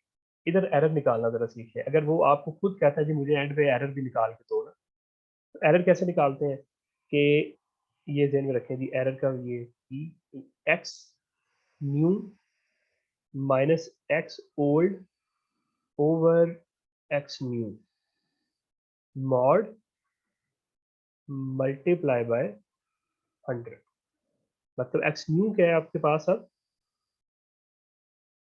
ये जो नई आइटरेशन की वैल्यू है ये वाली। तो कैसे कि 0.341 ओल्ड भी यही है 0.341। अगर हम 9वीं और 8वीं का निकालें तो नीचे 0.341, तो मतलब ये तो वैसे ही जीरो आ गया। तो जब आपकी दो आइटरेशन एग्जैक्ट इस तरीके से आएंगी तो आपको एरर ही जीरो होगा। लेकिन अगर आप पहली तीसरी चौथी आइटरेशन जाके ये निकालें तो उधर एरर आ रहा होगा कुछ ना कुछ। तो एरर निकालने का सिंपल तरीका, जो न्यू वैल्यू में से माइनस कर दे ओल्ड वैल्यू, डिवाइड कर दे न्यू वैल्यू, सिंपल। और अगर परसेंटेज में एरर चाहिए, इसे रिलेटिव एरर भी कहते हैं, तो आप उसे 100 से माइनस कर दें।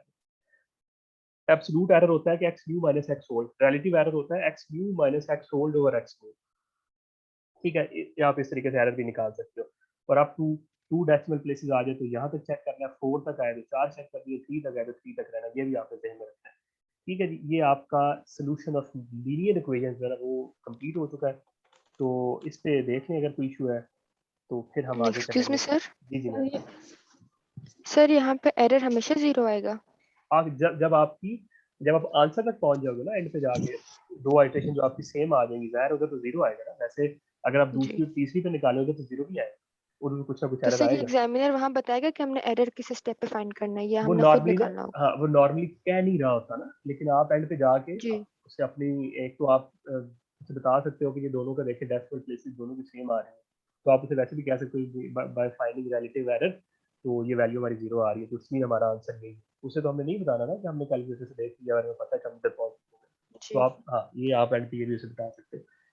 अभी तक उसने वैसे पूछा नहीं है, लेकिन आपको पता होना चाहिए कि एरर कैसे निकालते हैं किसी भी दो वैल्यू। सर ये रिलेटिव सर एरर मैक्सिमम और कितनी जी जी। मैक्सिमम कितने इटरेशंस हम कर सकते हैं अगर जैसे हमारा आंसर नहीं आ रहा और 9वीं 10वीं पे हम पहुंच गए हैं, तो कोई लिमिट होती है कि यहाँ तक अगर आप करके छोड़ दें?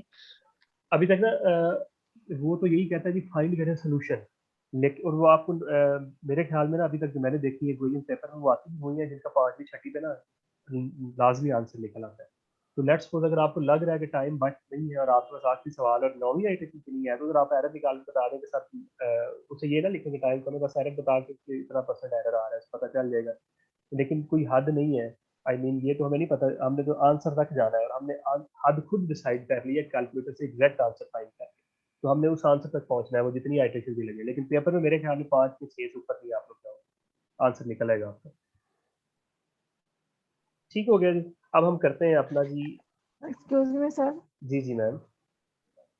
सर ये रिलेटिव एरर आपने बताया और एब्सोल्यूट एरर, ये इनमें क्या डिफरेंस है? कोई डिफरेंस नहीं है, हम एक परसेंटेज बता देते हैं, दूसरा एक ही है? हाँ, मतलब सिर्फ उनको उनको शो करने का तरीका मुख्तलिफ है, बाकी बात है। ठीक है जी, अब आते हैं इससे भी आसान चीज पे। ये तो बहुत आसान थी, इससे भी एक आसान चीज आपको सिखाते हैं। ठीक है, वो है जी इंटीग्रेशन के। इंटीग्रेशन एक तो आप लोगों ने ओडी में देखा है कि मुश्किल मुश्किल जाती है सारा कुछ, तो एक तरीका सिंपल हमने न्यूमेरिकली कैसे निकाल सकते हैं वो मैंने आपको 3-4 नाम लेके बताया था। ट्रेपेजॉइडल है, सिम्पसन है, सिम्पसन 1/3 और 1/8 3/8 है। फिर एक हमने आगे करना है गॉस इंटीग्रेशन फार्मूला। अच्छा, दूसरा इनमें इनमें दो तरह के फार्मूले मैं आपको बताऊंगा आज। एक है एलिमेंट्री फार्मूले, एलिमेंट जिसमें एन गिवन नहीं होता, उसे को हम कहते हैं एलिमेंट्री फार्मूलाज।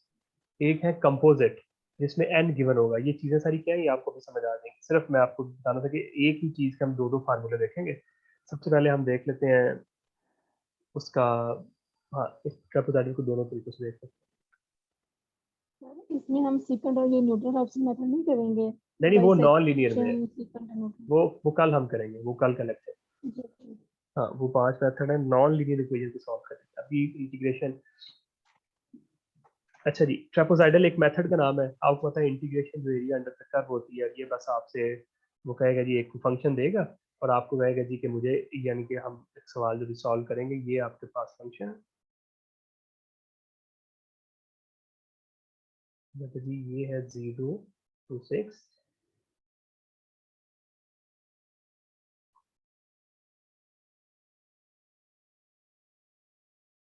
वो कह रहा है जी इसको मुझे न्यूमेरिकली मुझे सॉल्व करके दे। आप लोगों में से सबको पता है कि इसे एग्जैक्टली कैसे सॉल्व करते हैं, या आपके कैलकुलेटर से भी निकल आता है। आप इस तरीके से, आपको अगर बाउंडेड वैल्यूज दी हो इंटीग्रेशन की, तो आप कैलकुलेटर में पुट करते हो तो आपका आंसर निकल आता है। आप सबको पता है कि जो 1/1 + x² है, ये tan इनवर्स के भी इक्वल होता है। ये आपने याद किया होगा 60। तो सिंपली आप वैल्यूज पुट करके इसका ऐसे आंसर भी निकाल सकते हैं। तो ये इसका आंसर अगर आप कैलकुलेट करें तो आपको tan inverse 6 minus tan inverse 0 करें तो जो वैल्यू आएगी वैल्यू आ जाएगी। एक तो तरीका ये है एग्जैक्ट, इसे कहते हैं एग्जैक्ट मेथड ऑफ सॉल्व करना। दूसरा न्यूमेरिकली कैसे सॉल्व करना है, इसके अब दो तरीके हैं। एक तरीका ये है कि n गिवन हो, और एक है कि n गिवन ना हो। अब n क्या है और n ना होने का क्या है ये भी देखते हैं। एक दूसरा थोड़ा सा लिख लें कि अगर सवाल में आपको कहीं ये लफ्ज नजर आ जाए स्ट्रिप्स या इंटरवल, इन दोनों में कोई एक लफ्ज लिखा हो, सेगमेंट्स लिखे हो, या आपको ऑर्डिनेट्स उसने कहा हो, ये तीन ही मैक्सिमम लफ्ज आ सकते हैं। आपका जो स्ट्रिप्स या इंटरवल डायरेक्ट n की इक्वल है, सेगमेंट्स हमेशा n+1 की इक्वल होते हैं, और ऑर्डिनेट्स भी n+1 की इक्वल होते हैं। सिर्फ ये इस पर कोई आपने ज़हन में चीज़ें नहीं घुमानी है। सिर्फ मैं आपको ये बताना चाह रहा हूँ कि अगर आपको n देगा तो या तो डायरेक्ट, अक्सर सवाल पेपर में ऐसे आए कि वो खुद कहता है n=5 है या n=6 है, या वो कहता है जी इंटरवल 5 है, या वो कहता है स्ट्रिप्स 5 है। तो अगर स्ट्रिप्स का है या इंटरवल का है तो इट्स मीन वो n डायरेक्ट n ही बता रहा है आपको। अगर वो कहे जी 7 सेगमेंट्स हैं, तो मदीहा अगर सेगमेंट 7 है तो n कितना होगा? सर 8, फिर 8 हो जाएगा।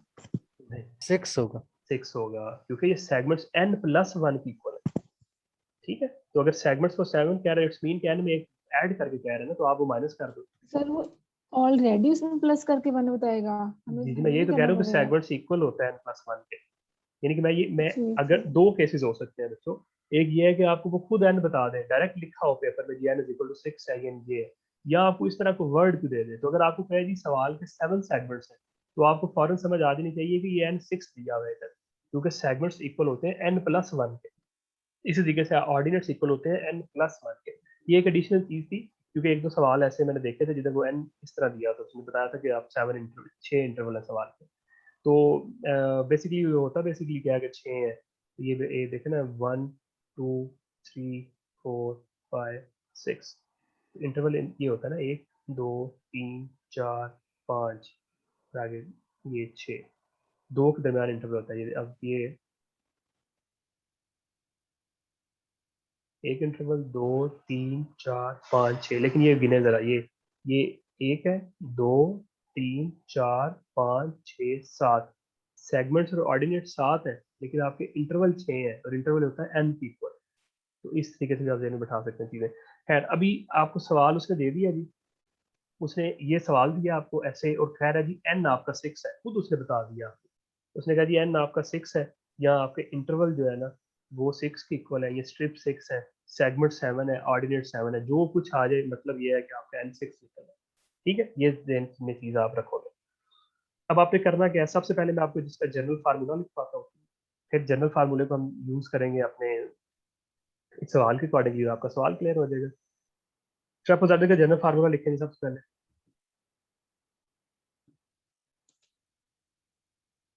एक लफ्ज इधर आएगा एच पी होगा, बी माइनस ए ओवर एन, ये भी याद रखना है आपने। बी ऊपर वाली वैल्यू होती है इंटेग्रल पे जो दी होती है, ए नीचे वाली वैल्यू होती है, एन आपको गिवन होते हैं बताया जाए तो एच आप निकाल लेते हैं। तो फार्मूला क्या हो जाएगा हमारा, अगर इस तरह लिखा हो बी ए, ये जनरल फार्मूला डी एक्स, तो h/2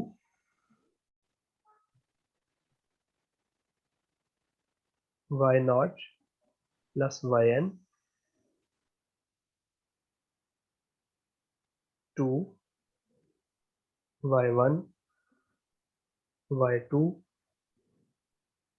प्लस yn-1।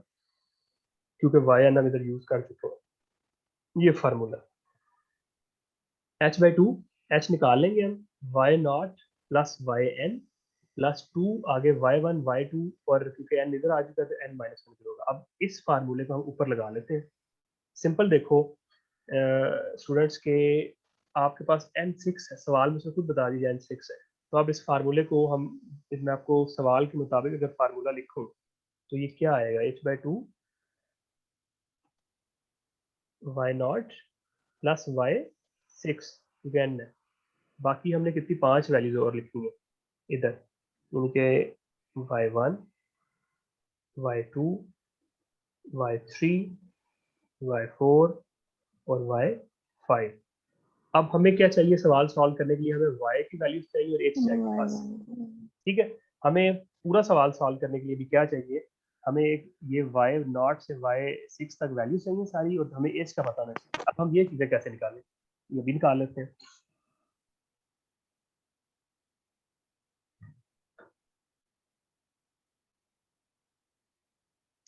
मैंने आपको h का फार्मूला लिखवाया था, h है b minus a is equal to n। b आपको 6 गिवन है, a आपको 0 गिवन है, n आपको 6 गिवन है, तो यहाँ पे h आ गया 1। ठीक है, h जो आप निकालते हैं ये होता है स्टेप साइज, कि आप क्या करोगे कि इतने इतने का डिफरेंस रखोगे वैल्यूज में। अब आपको पता है ना एक और चीज, कि आपका basically function y is equal to f of x होता है ना, ये f क्या, एफ ऑफ एक्स का दिया 1 और 1 प्लस एक्स स्क्वायर है, फंक्शन ये दिया हुआ है ये। तो आप क्या करोगे कि हर x की वैल्यू पे y फाइंड करते जाओगे। सबसे पहले आप x नॉट रखोगे, वो आप स्टार्ट करोगे जो निचली वैल्यू दी होगी जो कि हमारे पास 0 थी। ये x 0 पे y की वैल्यू निकालने से पर तो क्या आएगी मदीहा वैल्यू y नॉट की,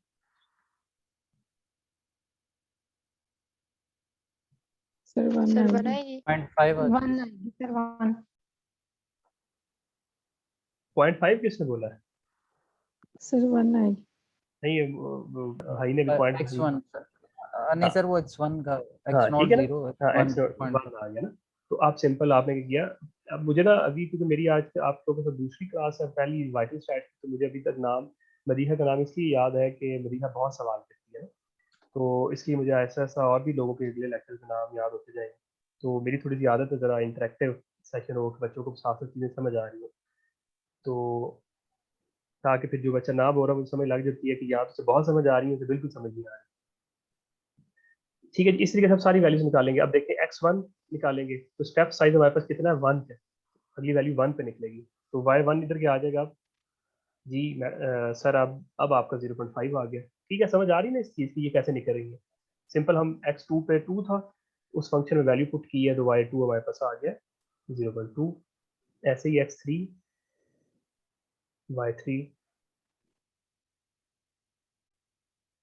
x4 पे 4 और y4 क्या आ जाएगा हमारे पास जी 0.058, x5 5 और y5 आ गया 0.0385 और x6 6 और y6 आ गया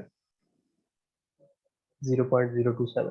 तो आप सारी ये वैल्यूज निकल आई। अब सिंपल आपने क्या करना है, ये देखें जरा कि ये सारी वैल्यूज तो हमारे पास आ गई हैं। हमें क्या चाहिए था, हमें वैल्यू फार्मूले में देखें, फार्मूले में हमने क्या था, हमें y नॉट चाहिए, y6 चाहिए, y1 y2 y3 y4 y5 h चाहिए था, h1 आ गया था। सिंपल क्या करोगे आप लोग, इस फार्मूले में सारी ये वाली वैल्यू जो आपकी ये वैल्यूज आएंगी ये सारी पुट कर दोगे जितनी चाहिए, तो आपका आंसर निकल आएगा। सिंपल हमारे पास y क्या आ गया, फंक्शन जब सारी वैल्यूज पुट कर देंगे तो आपके पास आंसर आएगा 1.4108। ये इसमें कोई इशू है तो बताएं। सर जो a की वैल्यू फाइंड की थी वो सर कहाँ से हमने लिमिट ली थी? कौन सी वाली वैल्यू, A। ये देखना सवाल बेसिकली आपका ये था, ये नीचे वाली वैल्यू को a कहते हैं, ऊपर वाली वैल्यू को b कहते हैं। ठीक है, b minus a over n करो तो आपका h आ जाता है, और फंक्शन में आप x की वैल्यू स्टेप साइज के हिसाब से पुट करते जाओ तो आप y की वैल्यू निकालते रहते हैं, एंड पे आप इस फार्मूले में सारी चीजें पुट कर देंगे। अब यहीं पे ये था ट्रेपोजाइडल का जब n गिवन हो, और जब n गिवन नहीं होगा तो फिर कैसे करना है। अच्छा सवाल में पूछता क्या है, वो अक्सर ये भी कह देता है कि आप न्यूमेरिकली सॉल्व करें फिर एग्जैक्ट मेथड में सॉल्व करें, दोनों का एरर निकालें। ठीक है, अब हमने न्यूमेरिकली तो हमने ये निकाल लिया ना, हमारे पास क्या आ गया, y आ गया 1.4108, ये इसका आंसर आ गया। अब एग्जैक्ट मेथड से कैसे निकालेंगे, एग्जैक्ट मेथड से आंसर निकालें इसका, या आप कैलकुलेटर से भी निकाल सकते हैं। मैं आपको बताता हूँ, मैं बोल के बताता हूँ कैलकुलेटर से कैसे निकालेंगे, जिसको कैलकुलेटर है वो इसकी प्रैक्टिस कर ले, तो जिसके पास नहीं है वो बाद में लेके इसको देखते। सिंपल आप क्या करोगे कि आप कैलकुलेटर पे अल्फा के नीचे इंटीग्रेशन का साइन दिया हुआ है, आप सिंपल उसे प्लस करोगे, उधर जाके आप अपना फंक्शन लिखोगे, फंक्शन में x खुद आप डाल देंगे। x का कैसे आएगा, अल्फा अल्फा को प्रेस करो, जो ब्रैकेट क्लोज वाला सिंबल है उसके ऊपर आपका x लिखा हुआ है, तो इसका आप स्क्वायर ले लोगे। फिर सिंपल आप इसी तरीके से वैल्यूज इनकी जो बाउंडेड वैल्यूज हैं वो आप डाल देंगे, तो आपके पास ही इसका आंसर निकल आएगा। मेरे पास आंसर अभी आएगा इसका, सर ये थोड़ा रिपीट कर दें। जी मैं बताता हूँ, 1.4056 आंसर है एग्जैक्ट मैथड। एक तो कैलकुलेटर से आपने उधर आपने कैलकुलेटर से निकाल के नहीं बताना, उसको बताता हूँ उधर कैसे बताना है। मैंने ऊपर आपको बताया भी 1.4056, यानी देखे ना कि एग्जैक्ट ये इधर आपकी फिर इंटीग्रेशन आपको कभी हर सवाल में वो नहीं पूछता, लेकिन जाहिर है आप लोगों ने इसकी प्रैक्टिस कर ली तो आपको क्या फर्क पड़ता है कौन सा भी फंक्शन आ जाए। ये देखे ना 1 + x स्क्वायर था, थोड़ा सा आपकी चीज़ें याद तो हो चुकी हैं, तो मुझे पता है कि 1 + 1 और 1 + x स्क्वायर किसके इक्वल होता है, tan इनवर्स x के। तो ये आपको सॉल्व करना आना चाहिए। सबसे पहले आप tan इनवर्स 6 पे वैल्यू निकालो, फिर tan इनवर्स 0 पे, तो ये आप जो भी वैल्यू निकालोगे आपके पास आंसर आएगा 1.4056। एक चीज़ याद रखिए, जब इस तरीके से वैल्यू निकाल रहे हो तो आपका जो कैलकुलेटर है वो रेडियन में होना चाहिए, नॉट डिग्री, ठीक है, तो आपका ये आंसर आएगा। अब दोनों में फ़र्क कैसे निकालना है, अब इसका एरर, अब अगर जो पूछ रहे थे आप लोग पहले एब्सोल्यूट और उसमें, अगर आप सिंपल वो कहते हैं एब्सोल्यूट एरर क्या है 1.4108 माइनस 1.4056, ये इसका एब्सोल्यूट एरर है, निकाल के जो आंसर आएगा। अगर वो आपने रिलेटिव एरर निकालना है तो 1.4108 माइनस 1.4056 डिवाइडेड बाय 1.4108 मॉड और मल्टीप्लाइड बाय 100, ये आपका परसेंटेज में रिलेटिव एरर आ जाता है। ये देखें x new minus x old over x new, simple. तो इस केस में क्या था, ये हम इसको न्यू ले लेते हैं, इसको ओल्ड कंसीडर कर लेते हैं, ये आपका आंसर निकल आता है। जी इस पे कुछ हुआ तो पूछें, ये बहुत आसान चीज़ है, तो सिर्फ सर फार्मूला। इंटीग्रेशन की लोअर और अपर दोनों लिमिट गिवन होती है या सिर्फ n गिवन होता है? जीरो से ही हमेशा स्टार्ट होगा या किसी और वैल्यू से भी जो लोअर नहीं स्टार्ट हो सकती है? मैम, इधर कुछ भी आ सकता है ना, ये तो उसने हमें दी ये थी कि 0 6 फिर 1 to 6 भी हो सकता है, तो फिर जो दिया होता है आपने उससे स्टार्ट करना है, ठीक है। अब आप देखो कि ये मैंने बताया है, आपको फार्मूला बताया था कि अगर आपको n गिवन हो, n के बारे में कोई इन्फॉर्मेशन गिवन हो, उस सवाल में आपको उससे खुद बता दिया था कि n = 6 है, मुझे प्लीज ये बताने दीजिए, ये आपको फिर बात करते हैं कि ये अगर ये सवाल उसने ऐसे लिख दिया 0 to 6 और उसने ये दे दिया 1 और 1 + x स्क्वायर dx, कहता है जी सिंपल ट्रेपेजॉइडल यूज करें से सॉल्व करें, और आपको n का कुछ नहीं पता, ना उसने इंटरवल बताया, ना स्टेप्स बताई, ना n बताया, कुछ नहीं बताया, h कैसे h ही निकालेंगे तो फार्मूला कैसे लगेगा। अब मुझे ये बताएं कि क्या समझ आती है कि इसको आप कैसे सॉल्व करेंगे। इसे कहते हैं एलिमेंट्री मेथड फार्मूला। ट्रेपेजॉइडल के दो तरह के फार्मूले होंगे, एक कंपोजिट जिसमें n गिवन होगा, एक एलिमेंट्री जिसमें n गिवन नहीं होगा, दोनों तरह के आपके पेपर में आ चुके हैं। जी मैडम अभी आप कुछ पूछने लगी थी। सर ये तो आपने फॉर्मूला यूज किया है ना जिसमें आपने न्यू और ओल्ड वैल्यू ली है, तो ओल्ड वैल्यू जो है वो एग्जैक्ट मेथड वाले को कहते हैं और न्यू वैल्यू जो है ना वो हमने जो दूसरा न्यूमेरिकल वाला मेथड लगाया था उसको ही कहते हैं। मैडम दो वैल्यूज की बात कर रहा हूँ मैं, कोई दो वैल्यूज होगी तो उनका एरर निकालेंगे ना, तो ये दो जी वैल्यूज जी मेरे पास आ सर, गई हैं। लेकिन आपने जो न्यू वैल्यू ली है ना, आपने वो न्यूमेरिकल मेथड वाली ली है, जो ओल्ड वैल्यू ली है वो एग्जैक्ट की ली है, कुछ तो भी क्या ले लें ऐसे ही आंसर करना है? सेम ही आएगा, कुछ भी ले लो, जिसको जिस अच्छा मर्जी सही है, माइनस कर दो, ठीक। आंसर सेम ही आना है ना। अच्छा ये देखें जी, अब सर इसका फार्मूला सर जेन में ये रख लें। कंपोजिट मेथड में, एक्सक्यूज मी सर ये हम्म, कंपोजिट मेथड में n गिवन होगा और जिसमें n गिवन नहीं होगा वो कौन सा मेथड होगा? एलिमेंट्री इंटीग्रेशन या एलिमेंट्री मेथड, ठीक है। अब ये देखें होगा ट्रेपेजॉइडल, लेकिन मेथड मेन अच्छा तीन तरह के मेथड आपको वो सॉल्व करने के लिए दे सकता है, ट्रेपेजॉइडल, सिम्पसन और गॉस इंटीग्रेशन, ये तो है तीन मेथड। अब हर मेथड के अंदर दो तरह के सवाल आ सकते हैं, या जिसमें n गिवन हो और या जिसमें n गिवन नहीं हो, ठीक है। अब मैंने अभी ट्रेपेजॉइडल का आपको कराया जब n गिवन हो, और जब n गिवन नहीं होगा तो फिर क्या करना है, ये भी फार्मूला लिख देगा मैं आपके साथ। ये b माइनस a, ये आसान है वैसे ना, जब n गिवन ना हो, और f of a plus f of b divided by 2, सबको समझ आ गई होगी ये कैसे करना है। सिंपल देखो, b 6 है, minus a 0। Function F of A क्या है, एफ ऑफ ए कैसे निकालेंगे जी मदीहा?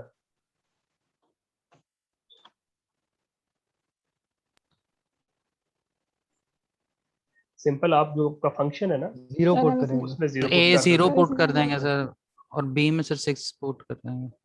एफ ऑफ बी कैसे निकालेंगे आप? 1/1 प्लस यानी कि एक्स 6 का स्क्वायर। ठीक है जी, ये आपकी वैल्यूज आ जाएंगी एफ ऑफ ए की, एफ ऑफ बी की। वो आप इधर एफ ऑफ ए की वैल्यू रखोगे, एफ ऑफ बी की वैल्यू रखोगे, डिवाइडेड बाई 2 कर दोगे और 6 से मल्टीप्लाई कर दोगे। ये आपका सिंपल एलिमेंट्री फार्मूला है। इसमें सिर्फ आपको फार्मूला आना चाहिए, फंक्शन आपको दिया होगा, ये भी दिए होंगे पॉइंट्स, आप सिंपल एफ ऑफ ए और एफ ऑफ बी निकाल लोगे। ये मैं फार्मूले आपको फार्मूला शीट शेयर भी कर दूंगा आपको, कंपोजिट और एलिमेंट्री की इकट्ठी बनी हुई है मेरे पास। ठीक है, तो ये आपका हो गया एलिमेंट्स। अब आते हैं अपने अगले मेथड की तरफ। ये ट्रापेजोइडल का जब नाम आ जाता है तो फिर आपको सर बस ये आई वगैरह कहाँ यूज करेंगे? जी, ये सिंपल आंसर है ना, ये इंटीग्रेशन का आंसर है, इसे कुछ भी कह लो आप। ठीक है, ये तो वो है ना इंटीग्रेशन का आंसर आपके पास। अच्छा, ये दूसरा मेथड देखें, सिम्पसन। ये भी बहुत आसान है। अगर आपको ट्रापेजोइडल आ गया तो सिम्पसन 1/3 3/8 दोनों एक जैसे। अब फिर मैं आपको सबसे पहले जनरल फार्मूला लिखवाता हूँ, उसके बाद हम सवाल को सॉल्व करेंगे। सिम्पसन 1/3, ये सबसे पहले इसका फार्मूला देखते हैं। बी, इधर दो छोटी छोटी बातें और भी बतानी है, वो बस आपने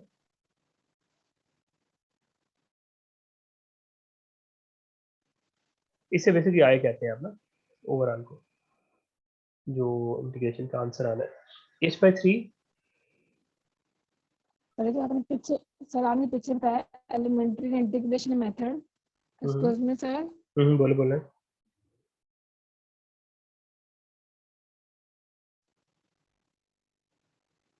जी जी मैम, अमरीन बोले प्लीज। सर ये इनके सर क्वेश्चंस आपने एक कहाँ से एलिमेंट्री प्रैक्टिस इंटीग्रेशन करने मेथड हैं? बताया कि हमने एफ ऑफ ए एंड जी, मैं लेक्चर एफ के ऑफ एंड बी पे फाइंड आपको करेंगे। मैं दूंगा जो सवाल प्रैक्टिस करने होंगे ना, मैं आपको बता दूंगा बुक से, वो मैं फाइल बनाई हुई है। Okay okay sir okay. जी मैडम, वो आपको पूछ रही थी वो एफ ऑफ ए वाला, वो पूछे प्लीज।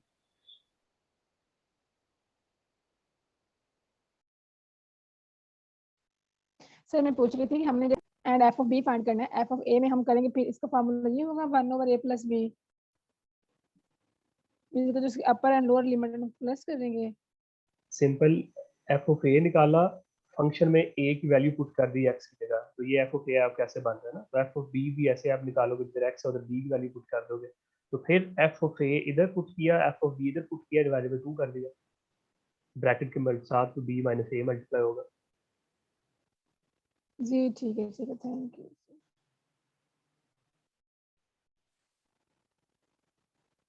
y0 + yn + 4 है, ब्रैकेट में y1 y3, ये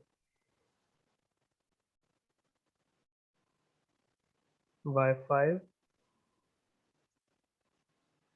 y आपका n-1, ये आगे कंटिन्यूशन है, ये 2 आगे आएगा और फिर y2 + y4 + yn-2, ये डॉट n-2, ये जनरल फार्मूला। अभी जब हम आसान अपने सवाल के हिसाब से करेंगे बहुत आसान होता है, मैं थोड़ा सा आपको बताता चलूँ। सिंपल ये देखें, h/3 y0 + yn + 4 ब्रैकेट में y1 y3 y5 odd values है, और ये yn-1 तक। ठीक है, और फिर नीचे है आपके पास y2 y4 और yn-2 तक, ये इवन वैल्यूज आएंगी। ठीक है, अभी हम अपना सवाल देखते हैं, आपको समझ आएंगे। अब देखो आप लोग कि फंक्शन तो सेम था, तो वैल्यूज आपके पास पड़ी हुई है सारी, y1 भी पड़ा हुआ है, y2 भी पड़ा हुआ है, 3 भी है, 4 भी है, 5 भी है, 6 भी है, h भी पता है, सारा कुछ पता है, y हमने निकाली, सिर्फ हमने ये इस फार्मूले में वैल्यू पुट करनी थी। तो इसका मैं सवाल के मुताबिक अगर हम फार्मूला लिखें तो वो क्या बनेगा? h हमारे पास क्या है जी, b - a over n, h 1 था ना, तो ये 1/3 आ गया। y0 की वैल्यू हमारे पास है, yn हमें पता है y6 है। फार्मूले के ऊपर जनरल फार्मूले को भी देखते जाओ, तो y1 y3 y5 आ गया। और 2 के साथ क्या आ गया y2, और हर वैल्यू एक एक दफ़ा आएगी, ये आपने ध्यान में रखना है, कोई वैल्यू रिपीट नहीं होगी, तो सारी वैल्यूज का इस्तेमाल भी हो रहा होगा। अब देखें, एक y1 y0 y6 इधर 1 3 5 और 2 4 आ गई, वही वैल्यू हमें सारी निकाली हुई है, सब के हमें वैल्यू नंबर पता है क्या क्या, सिर्फ उसे पुट करेंगे और आंसर निकल आएगा। मैं एक सवाल को लेकर इसलिए सॉल्व कर रहा था कि आपको पता चले कि सबसे एफिशिएंट मेथड कौन सा आपका। तो सिम्पसन सिम्पसन 1/3 से आपका जो आंसर आएगा वो आएगा 1.3662, ये आपका आंसर आएगा। रीजनल आंसर आपको पता है कि 1.4052 है, ट्रेपेजोइडल से 1.41 आया है, सिम्पसन 1/3 से 1.3662 आ गया। अब आप क्या करेंगे, हम इसके साथ इसका एलिमेंट्री का फार्मूला देख लेते हैं जल्दी से। अभी तक देखो स्टूडेंट्स का आपको क्या पता, सिर्फ फार्मूला पता हो तो आपको और कुछ पता नहीं चाहिए, आप आराम से एक्सेस कर सकते हैं। इन न्यूमेरिकल मेथड्स के सारे सवालों में फार्मूले का ही काम है सारा। सिम्पसन 1/3 का जो है एलिमेंट्री का जो फार्मूला है वो आपके पास ये होगा, b - a f of x0 4 f of x1 और f of x2 divided by 6।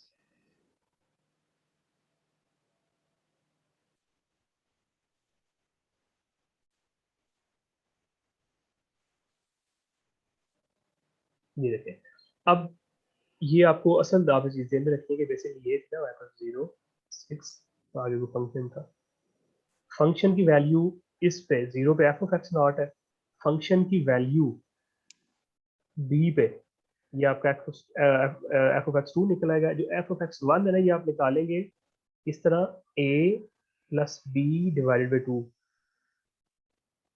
मतलब मैं बताता हूँ, अभी आपको परेशान नहीं होना। f of x0 कैसे निकालना है, सबसे पहले फार्मूला लिखा करें, फिर देखा करें कि फार्मूले में चीज़ें चाहिए क्या क्या, बस वो चीज़ें निकालनी है आपने। f of x0 कैसे निकलना था, फंक्शन है ना हमारे पास, तो इधर 0 1 ही आ गया। f of x2 कैसे निकलना है, ये सिंपल आपने फंक्शन को b पे सॉल्व कर दिया। अब आपने f of x1 कैसे निकालना है हमने, वो मैं आपको बताने लगा था। ये सिंपल, सबसे पहले आपको पता क्या करोगे, x1 निकालोगे, पहले देखो x1 क्या है। x1 आपका आएगा a plus b divided by 2, a 0 है, b 6 है, 3 आ जाएगा, यानी कि फंक्शन अब आप 3 पे निकालोगे, सिंपल 1/1 प्लस 3 का स्क्वायर, जो भी आंसर आएगा ये। इस तरीके से f of x0 ये निकलेगा, f of x2 upper value पे, f of x0 lower value पे, जो मिड वैल्यू है वो आप दोनों वैल्यूज का एवरेज लेके उसमें पुट करोगे, तो ये आप इस तरीके से आप अपना आंसर निकाल लें। ठीक है, इसमें कोई इशू तो नहीं है इस फार्मूले को की अंडरस्टैंडिंग में। अभी मैं आपको सिम्पसन 3/8 कराना है, उसके बाद मैंने आपको दोनों में एक चीज समझानी है, वो बड़ी जरूरी है। सही। जी जी सर मैडम। ये एक बार रिपीट कीजिएगा, आपने इस तरह बताया कि हम लोग f of x2 और f of x0 के बाद हम सेंटर मिड की वैल्यू कैसे फाइंड, मिस किसकी कंफ्यूजन है मुझे। f of x0 कैसे निकाला हमने, सर हमने यहाँ पे उसकी वैल्यू पुट कर लोअर दी है लिमिट 0। लोअर लिमिट पुट की है जो भी है। जी जी f of x2 कैसे निकाला है, अपर लिमिट पुट की है जो भी है। जी f of x1 निकालेंगे दोनों लिमिट्स की एवरेज लेके, ये देखो दोनों लिमिट्स की एवरेज लेके जो वैल्यू आएगी उस पे फंक्शन को वैल्यू, ठीक है। जी ठीक है। चलो सर ये इसके पीछे मतलब हम मिड पॉइंट क्यों ले रहे हैं, इसका क्या लॉजिक है, क्योंकि स्टेप साइज तो हमारा हर इंटरवल के लिए 1 ही है।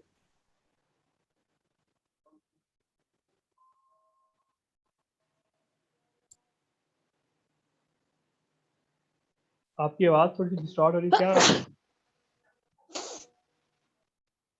सर मैं ये कह रहा था कि हम जो है वो f of x1 के लिए मिड पॉइंट क्यों ले रहे हैं, यार क्योंकि इसकी ना, इसकी तो पूरा इसकी 1 मेरे ही है। भाई, आपका नाम क्या है। सर इमदाद। इमदाद भाई, इसकी जो डेरिवेशन है ना, वो तकरीबन 2 से 2.5 पेजेस की डेरिवेशन है ना, तो उसकी डेरिवेशन में आपने बिल्कुल नहीं पढ़ना। मैं शुरू में आपको ये कहा था कि इनकी डेरिवेशन नहीं करनी, सिर्फ आपने फार्मूले पे फोकस रखना है, फार्मूले की अंडरस्टैंडिंग करनी है, फार्मूला लिखा क्या है उसको इम्प्लीमेंट कैसे करना है, क्योंकि ना इसकी कभी डेरिवेशन आई है ना और इसकी डेरिवेशन सीखनी है आपको। मैं इस पोर्शन के एंड पे समझाऊंगा कि आपकी टेक अवेज क्या है इसके हवाले से, उसके बाद आपको कोई सवाल हुआ तो वो जरूर पूछिएगा। फिलहाल मुझे ये सिम्पसन 3/8 को खत्म कर लूँ और इसकी 2-3 जो चीज़ें बतानी है वो बता। सिम्पसन 3/8 को जरा देखें कि सबसे पहले इसका जनरल फार्मूला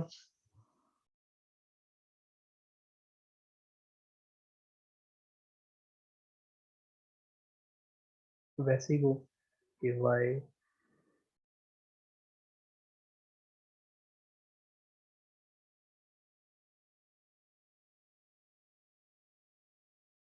तो बाकी अमदाद साहब मेरी हत्तल इम्कान कोशिश होती है क्योंकि बच्चे हर बैकग्राउंड से आए होते हैं ना लेक्चर में, तो मैं इस तरह कोशिश कर रहा होता हूँ कि ऐसा पढ़ाऊँ कि हर बच्चे को जो है ना वो चाहे उसको पहले आता भी था कि नहीं उसको समझ जरूर आ जाए। तो आप अपने सवाल इस तरह जो कम्प्लेक्स सवाल है वो रखी रखें, वो आप मेरे से लेक्चर के बाद डिस्कस कर सकते हैं। आपको मैं तसल्ली पूरी कराऊंगा, लेकिन क्योंकि अगर मैंने कुछ ऐसी बात बता दी जो कि नहीं बतानी चाहिए तो मदीहा बड़ी परेशान हो जाएगी, उसे समझ नहीं आनी फिर क्या करना।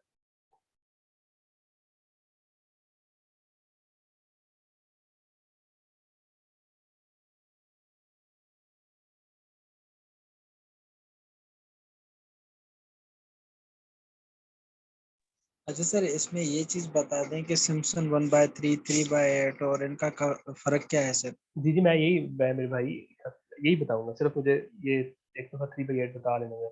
ये फार्मूला सिम्पसन 3/8 का समझ लग गया जी आपको। 3h/8 y0 प्लस yn है आपके पास, 3y1 y2 y4 yn-1 है, फिर आगे प्लस 2 y3 y6 और yn-3 है, यानी कि इधर 3 का मल्टीपल आ रहा होगा। और ये आपके पास सामने आ गया, आपका जनरल फार्मूला आ गया जी। सिर्फ हम उस सवाल के अकॉर्डिंगली अगर ये अपना फार्मूला हम बनाएं तो हमारे पास क्या आएगा वो भी देख लेते हैं। सर ये 3/8 का जो आपने लिखा है 3y1 प्लस y2, ये दोबारा बता दें, ये मतलब ये सही है sir? 3y1 plus y2 plus y4 plus yn-1। y3 नहीं आएगा सर? ये मेरे भाई ये नीचे है ना y3, एक 2 के साथ में 3 के मल्टीपल लिखने हैं, 3 के साथ आपने ये लिखना है 3h/8 और y0 प्लस y6।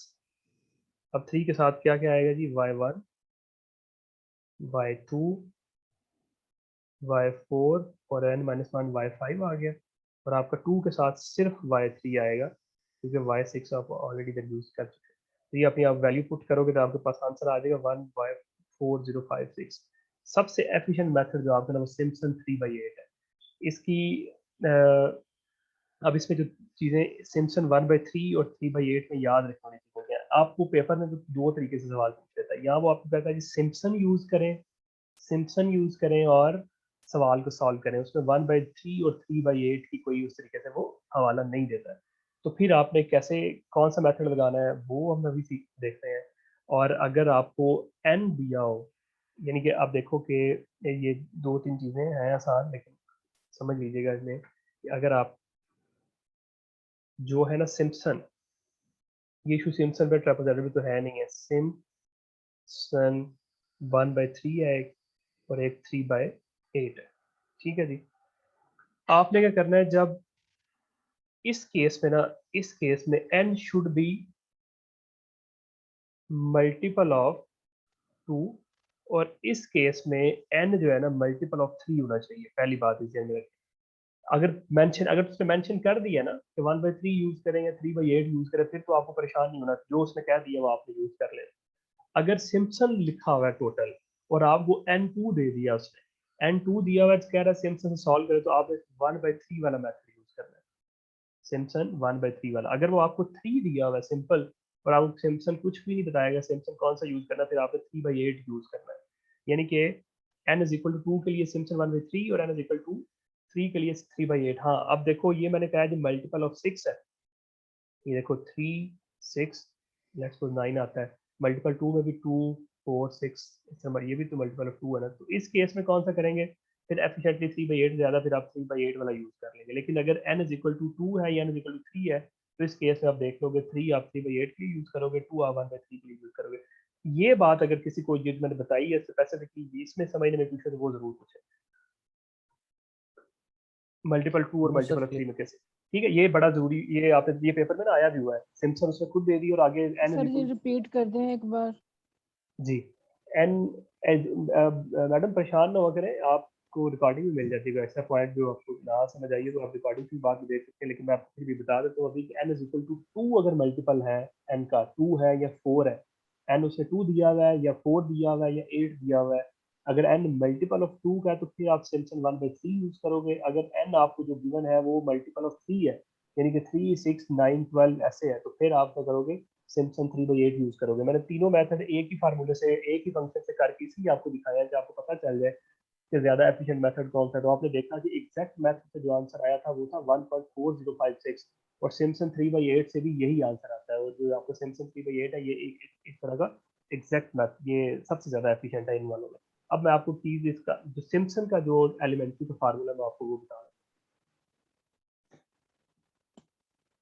सर वहाँ पे अगर अकेला जस्ट सिम्पसन हो तो फिर हम कौन सा दोनों में से लगाएंगे मेथड? मैडम उसी के लिए बता रहा हूँ, ये मैंने ऊपर वाली स्टोरी आपको सुनाई है, ये मैंने उसी के लिए बताई कि अगर सिर्फ सिम्पसन लिखा हो और n इज इक्वल 2 आ जाए तो फिर आपने 1/3 यूज करना है। अगर n मल्टीपल ऑफ 3 या 3 हो तो फिर आपने 3/8 यूज करना है। ये तभी के लिए बता रहा हूँ अगर ठीक है सिम्पसन लिखा हो सिर्फ। ठीक है जी, ठीक है। एक्सक्यूज मी सर, जी सर। सर ये 6 तो सर 2 और 3 दोनों का मल्टीपल है, तो इस केस में सर कौन सा यूज करेंगे? हाँ, इस केस में आपने 3/8 यूज कर लीजिएगा क्योंकि 3/8 ज्यादा एफिशिएंट है। ठीक है, ओके सर, थैंक यू। ये पता क्या, ये जितनी चीजें हमने सारी आपको बता रहे हैं ना, ये हमने बड़े वक्त से और इधर उधर से खप खपा के सीखी होती, इसलिए आपको सिर्फ वही चीज बता रहा हूँ मैं जिसका ना इस्तेमाल होगा। इसके पीछे बिल्कुल आपको जाने की जरूरत नहीं है, जाएंगे तो फिर ये इतनी आसान चीजें हैं। आप स्टैट्स भी पढ़ रहे हैं, इंशाल्लाह जब आप मेरे से पढ़ेंगे मजीद या सर आपसे पढ़ाएंगे सर सोहेल, तो सारी बड़ी कमाल बड़ी बड़ी आसान चीजें हैं, क्योंकि बीए का कोर्स है सारा मैथ्स में भी और स्टैट्स में भी। तो अगर हमने तो देखना है कि ये छोटी सी बात है, एडिशनल बात है, तो सुन लें कि आपका 11वां और 12वां पेपर है। अभी तक आप उन बच्चे जिन्होंने अभी तक पेपर नहीं दिए मैथ्स और स्टैट्स के, सीएसएस में तो आपका जो मैथ्स का पेपर है वो 11, स्टैट्स का वो 11वां होता है, मैथ्स का 12वां पेपर होता है। जब आप ये पिछले 10 पेपर दे चुके होते हैं ना, आपकी एनर्जी बिल्कुल जीरो हो चुकी होती है, आप कह रहे होते हैं कि किसी तरीके से खत्म हो जाए, लेकिन आपको ये भी पता होता है कि मेरे नंबर ही भी पेपरों में से आ रहे हैं। तो आपने पूरे थ्रू आउट आपने अपने उन 10 दिनों में अपनी एनर्जी प्रिजर्व करनी होती है। तो हमने सिर्फ इतनी चीजें करनी है, इस हिसाब से करनी है कि आपका पेपर खत्म होता है 6 बजे ना, क्रिमिनोलॉजी जिन्होंने रखी होती है, तो आपका अगले दिन 2 बजे स्टैट्स आता है, छुट्टी नहीं आती बीच में ना। तो आपको ये एक जरूर होता है कि आपको पहले 3-4 घंटे मिल जाते हैं, तो आप आगे सो के भी 8-9 घंटे के स्टैट्स पूरा रिवाइज कर सकते हैं। स्टैट्स का पेपर खत्म होता है 5 बजे और आप घर आते हो 6-6:30 बजे, तो अगले दिन 9 बजे पेपर आता है अप्लाइड मैथ्स का। तो सिर्फ आपने इतनी चीजें रखनी है, प्रैक्टिस होनी चाहिए आपकी, जब हम कर रहे होते हैं आपको प्रैक्टिस करनी है, उन सवालों को 2-2 3-3 पास्ट पेपर के सवाल जरूर सॉल्व करने हैं, हर पोर्शन 2016 से ऑनवर्ड जितने भी आए हैं जरूर सॉल्व करने। बाकी आपने जो मैं बुक से 2-2 4 सवाल दूंगा वो प्रैक्टिस करने हैं, और बाकी आपने फार्मूले आपको रटे हुए नहीं चाहिए, सिर्फ फार्मूला और उसका सही इस्तेमाल। ये आप अपने घर में जिधर बैठ पढ़ते हो दीवार में भी लगा सकते हो, हम ऐसे किया करते थे, तो ताकि आपके फार्मूले नहीं खराब हो। अगर सिर्फ और सिर्फ फार्मूले की गेम है आपके अप्लाइड मैथ्स की, उसका के फार्मूले आपको आते हैं और आपने मुनासिब प्रैक्टिस की हुई है, तो आपको नंबर लेने से कोई नहीं रोक सकता। तो गैर ज़रूरी जो इनकी जो एक्सप्लेनेशन हैं, इनकी डेरिवेशन हैं, उनमें बिल्कुल पढ़ने की जरूरत नहीं है, चाहे आपको जितना भी आता है, क्योंकि फिर आप जितना टाइम ज़्यादा आप मैथ और स्टैट को दोगे, ये ज़हन में रख लें कि आप उतना किसी और सब्जेक्ट का नुकसान कर रहे हो। तो इसलिए मैंने आपको शुरू में भी कहा था कि जितना मैं आपको बता रहा हूँ उससे ज़्यादा भी ज़रूरत नहीं है और उससे कम की भी आपको नुकसान हो सकता है। जितना बताया जा रहा हो वो आपको एज सच कोशिश करके आपने उसे अपने ज़हन में बैठा लेना, क्योंकि हम आपको सिर्फ एवं टाइम नहीं पूरा कर रहे। हमारा तो दिल है कि आप लोगों के नंबर मैथ का अच्छे खासे हैं और लोग मोटिवेट हो, अपना असल सब्जेक्ट असल पोटेंशियल पे जाने। ये एफ ऑफ एक्स 0 है जी, 3 एफ ऑफ एक्स 1 है, 3 एफ ऑफ एक्स 2 है और एफ ऑफ एक्स 3 है। ये इसका फार्मूला पूरा। और एच ये है b minus A F x 0 plus 3 F of x 1 plus 3 F of x 2 plus F of x 3। ठीक है जी। अब ना ये देखें एक्स ऑफ 0 जो है फंक्शन 0 पे, वो तो सिंपल आप फंक्शन में वो जो लोअर वैल्यू है, लोअर वैल्यू जो भी हो वो आप पुट कर दो। एफ ऑफ एक्स 3 जो है ना, वो फंक्शन में जो भी अपर वैल्यू है आपकी, जो कि 6 इस केस में, वो पुट कर दो। अब एफ ऑफ एक्स 1 कैसे निकालना है, ये चीज समझने वाली है। एवरेज लेके एफ ऑफ एक्स 1 कैसे निकालना है, इसलिए हमें x1 पता होगा। x1 पता कैसे निकलना है, x naught plus b minus ए ओवर 3।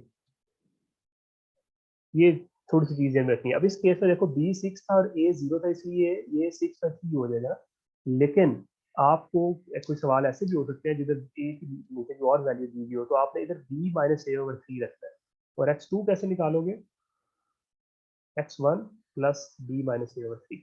ये आपने सिर्फ चीज़ें याद रखनी है। x1 ऐसे निकाल के फंक्शन की वैल्यू निकाल लेनी है, x2 ऐसे निकाल b minus A over 3 plus x not और आगे b माइनस ए ओवर 3 प्लस x1। ये आपने चीज़ें सिर्फ थोड़ी सी इसमें याद रखनी है, ये एक्स नॉट x1 की। और ये आप इस तरीके से अपना ये फार्मूले में देखो, आपको एक्स नॉट भी आ गया, एक्स थ्री भी आ गया, x1 और x2 ऐसे आ जाएगा। सिंपल इनको ऐसा जिधर पुट करके तो आपने आंसर दिया। जी मैडम अमरीन।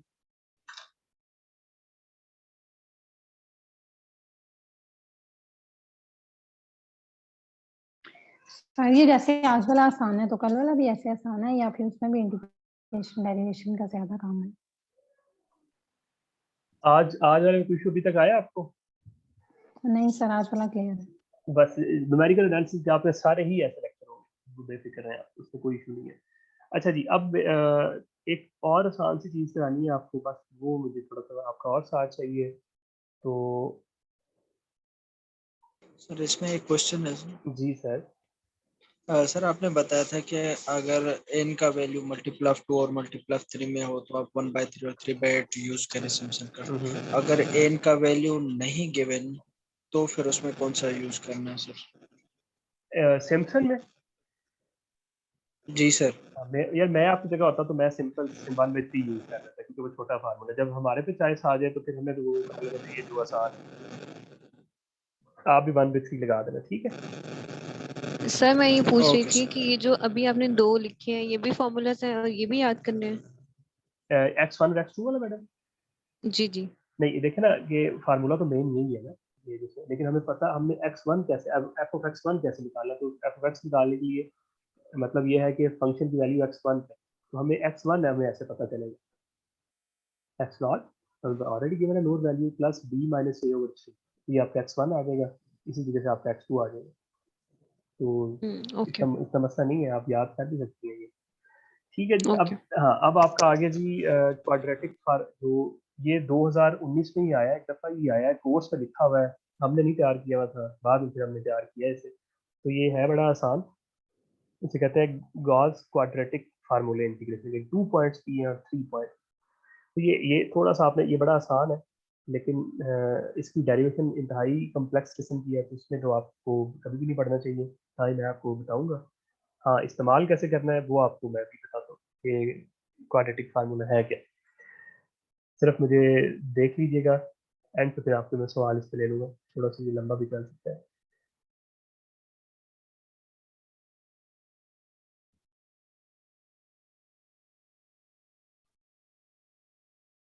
अभी हम करने लगे 2 पॉइंट, जिस तरह सिम्पसन है ना 1/3 उसकी बेटी, इस तरीके से गॉस जो है ना वो 2 पॉइंट या 3 पॉइंट या 2 पॉइंट का मुझे लगता है पेपर में आया।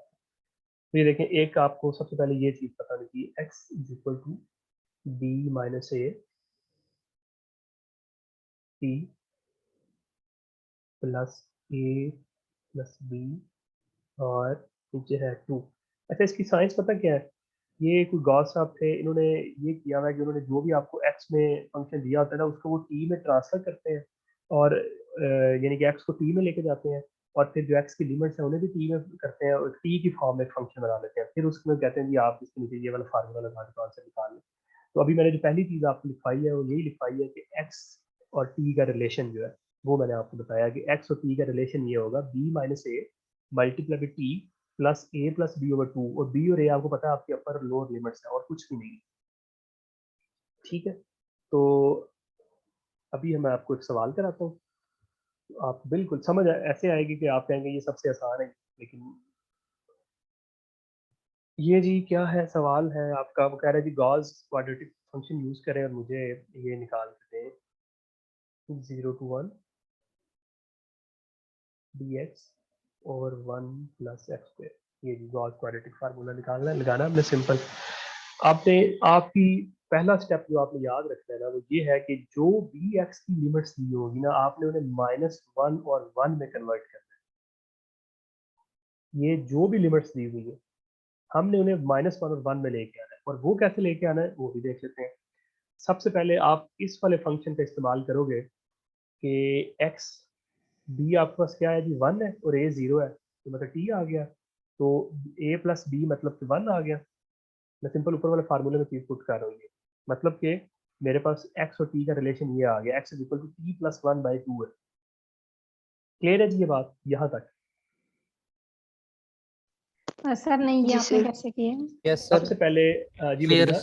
जी, ये देखो आपको ये चीज याद होनी चाहिए कि आपका जो x है वो इक्वल है b minus a multiply by t plus a और b को मैंने ऐड किया हुआ है, नीचे 2 है। मैंने कहा कि कोई भी आपको फंक्शन दिया होगा उसमें जो भी x की लिमिट्स होंगी हमने उन्हें -1 और 1 में करना है, ये तो पहली बात थी। लेकिन उससे भी पहले एक काम हमें ये करना है कि हमने ये लिमिट्स ये a है और ये b है, हमने इस इक्वेशन में a और b की वैल्यूज पुट कर देनी है। वो जब हमने पुट की तो हमारे पास ये फॉर्म बन गई, क्योंकि b 1 है और a 0 है तो t आ गया, तो 0 प्लस 1 1 हो गया, तो t प्लस 1 वैल्यू 2, ये x आ गया t प्लस 1/2 के इक्वल। ठीक है, अब सिंपल एक चीज देखो, मैंने कहा था कि हमने फंक्शन ऐसा बनाना है, ऐसा फंक्शन बने कि x 0 पुट करें तो t -1 आए, x 1 पुट करें तो t 1 आए। अब देखो इसको करके देख लेते हैं कि ये बना है ऐसा कि नहीं। x अगर 0 पुट करें तो t क्या आता है, 1 t -1 आ ही नहीं जाता, ये देखो आ -1। गया पहली चीज। अब अगर x 1 पुट करें तो t क्या आएगा आपका, +1 नहीं आ जाता, देखो 2 उधर चला गया, 2 -1 1 हो गया। अब हमें ये फंक्शन मिल गया, हमें फंक्शन ऐसा चाहिए कि जिसमें x की जो भी लिमिट्स आए वो पुट करें तो हमें t x की लोअर लिमिट पे t की जो लोअर लिमिट है वो -1 मिले, और x की अपर लिमिट पे t की जो लिमिट है वो हमें +1 मिले। सिर्फ हमारा पहला पर्पस ये था और अल्हम्दुलिल्लाह हम उसमें कामयाब हो चुके हैं। और ये फंक्शन बनेगा कैसे, सिंपल इस चीज से फंक्शन बनेगा, b और a की आप वैल्यू पुट करोगे तो ऐसे आ जाएगा। ये एक बड़ी लंबी डेरिवेशन जिसने बनाया हुआ है, हमें सिर्फ ये पता होना चाहिए और कुछ नहीं पता होना चाहिए। पहली बात आपको समझ लग गई ये बात। दूसरा स्टेप आपको क्या बताना चाहिए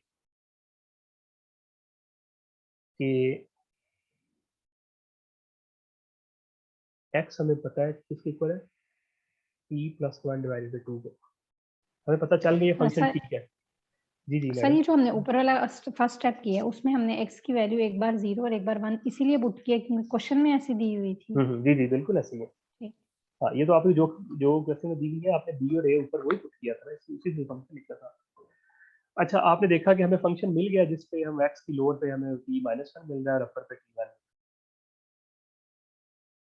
अब हमने क्या करना है, सब आप जिस तरह आपने सपोजिशंस के साथ भी शायद ओडी में सवाल हल किए हो, इधर भी वही एक छोटा सा काम करना है जब आपने होमोजेनियस वाला किया था। सिंपल मुझे फंक्शन में ना t पुट करना है। अभी देखो जरा कि हमारे पास ये बन गया था, सिर्फ इसकी डेरिवेशन में दी है, इसकी डेरिवेशन क्या होती है जरा ये तो बताएं आप। इस फंक्शन को अगर मैं डेरिवेट करूं तो क्या डेरिवेशन आएगी, ये तो dx आ गया, या वो तो कांस्टेंट ऑलरेडी बाहर था तो dt हो गया। इस स्टेप में किसी को इशू है कि सिंपल मैंने दोनों साइड्स को डेरिवेट कर दिया dx और ये 1/2 dt हो गया, 1 का वैसे 0 होता है। क्लियर है जी ये भी? Sir with respect to t की है? नहीं सिंपल ना, सिंपल आप क्या करो, इसे दोनों डेरिवेशन सिंपल का मतलब होता है जब दो डिफरेंट हो ना तो आप दोनों के साथ वो लगा देते हो, इधर dx हो गया dt हो गया, तो dt के लिहाज से करते थे तो उसने वैसे ही 1 हो जाना था ना। ये डेरिवेशन, ऐसी डेरिवेशन का मतलब ये होता है कि आप दोनों साइड पे उसे कहो taking derivative on both sides, तो वेरिएबल के साथ डी लगा दिया करो और कांस्टेंट का डेरिवेटिव 0 होता है। Okay sir. अच्छा अब आपको सारी चीज, मुझे लगता है जो बच्चे मुझे फॉलो कर रहे थे वो समझ गए कि मैं अभी आगे क्या करा, लेकिन फिर भी आपको फंक्शन क्या दिया हुआ था, 0 1 था, 1/1 प्लस एक्स स्क्वायर था, ये dx था। अब मैंने क्या करना था, मैंने तो देखें आपके सामने कोशिश कर रहा था कि मैं इन लिमिट्स को -1 और 1 में ले जाऊँ और इधर t की फॉर्म में भी चीजें ले आऊँ, तो मुझे x कल पता चल गया t की फॉर्म में, dx भी t की फॉर्म में आ गया। तो सिंपल अब मैं क्या करूँगा, ये देखें आप, फंक्शन है 1/1 प्लस एक्स स्क्वायर था, तो x मेरे पास किसके इक्वल है, t प्लस 1 के इक्वल था बाई 2, ऐसे ही है। तो ये मेरे पास ऑटोमेटिकली -1 और 1 में चली गई है, तो dx मेरे पास किसके इक्वल आ गया था, 1/2 dt के इक्वल आ गया। सिंपल मैंने वैल्यू पुट कर दी है, इधर दिखाता हूँ दोबारा। ये देखें dx इस वैल्यू में देखें जरा, ये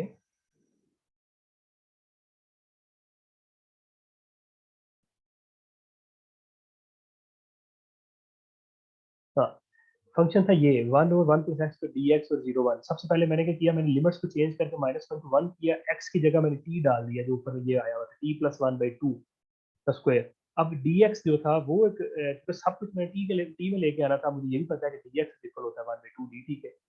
यहाँ तक कोई इशू है तो बताएं जी, ये आपका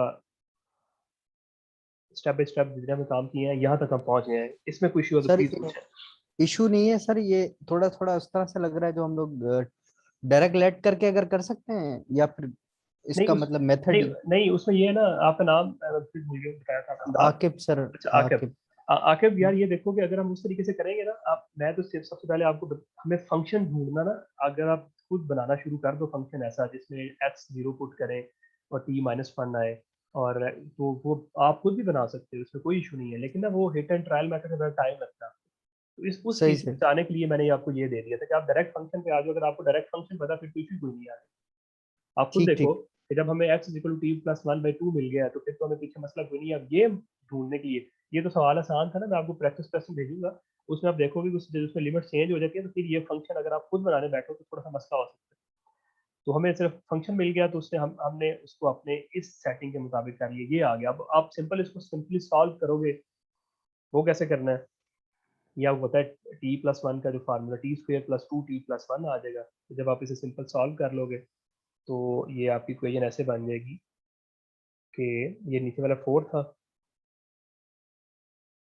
1/2 में ये वाला बाहर ले आया हूँ, -1 और 1 आ गया, और ये नीचे वाला जो 2 था ये ऊपर ऊपर इस तरह चला जाएगा, और नीचे नीचे आपका जो सिंपल सिंप्लीफाई होके 4 + t² + 2t+1 बनेगा, और नीचे ये dt हो गया। तो अब आप ये देखो, ये 4 को बाहर ले जाओ तो 2 से कट के तो ये 2 रह गया, तो ये क्या बन गया आपका -1 to 1, और ये बन गया ये dt, नीचे आ गया आपका t² + 2t+5। सिंपल मैंने सिंप्लीफाई किया और कुछ भी नहीं किया, ये आपकी असल अब ये चीज़ आ गई है। ये जितनी हमने ख्वारी अभी की है वो यहाँ तक पहुँचने की थी। असल जो चीज़ है ना, जो फार्मूला था वो और है, वो मैं बताता हूँ। यहाँ तक अगर किसी को इशू है तो वो मुझे पूछे जरा। यहाँ तक तो आप किसी को कोई इशू नहीं था, यहाँ से सिंपल मैंने सिंप्लीफाई किया, इसको ओपन कर लिया, एलसीएम लिया सारा सिंपल करके, तो ये चीज़ आई, ये 4 बाहर ले गया, 2 से 4 डिवाइड किया, 2 आ गया, लिमिट मेरी -1 to 1 है, ये मेरा ये बन गया। आपके अमदाद, मैडम मदीहा, और कोई आपसे कोई पूछना चाहे तो प्लीज़ ये पूछें, अदरवाइज मैं आपको फार्मूला लिखाता हूँ और आपकी टेंशन खत्म करता हूँ।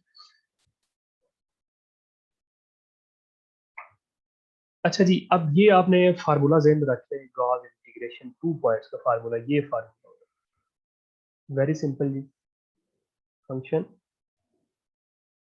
एवेल्यूएट करना है -1/√3 पे, और उसे फिर एवेल्यूएट करना है 1/√3, बस और कुछ भी नहीं करना। तो अब सिंपल इस फार्मूले को, ये जो ऊपर ये था, अब इसके मुताबिक जो फंक्शन लिखना हो तो 2 ऐसा बाहर आ जाएगा। ये जो है ना, ये वाले जो मैंने फंक्शन लिखे हैं, ये समझे आप किसके इक्वल हुआ करेंगे, जो अंदर इंटीग्रेशन अंदर है, अगर इंटीग्रेशन के बाहर कोई कांस्टेंट है तो वो एज सच बाहर आ जाया करेगा, जो आप एंड में दिखाते हैं 2f -1/√3 प्लस f 1/√3।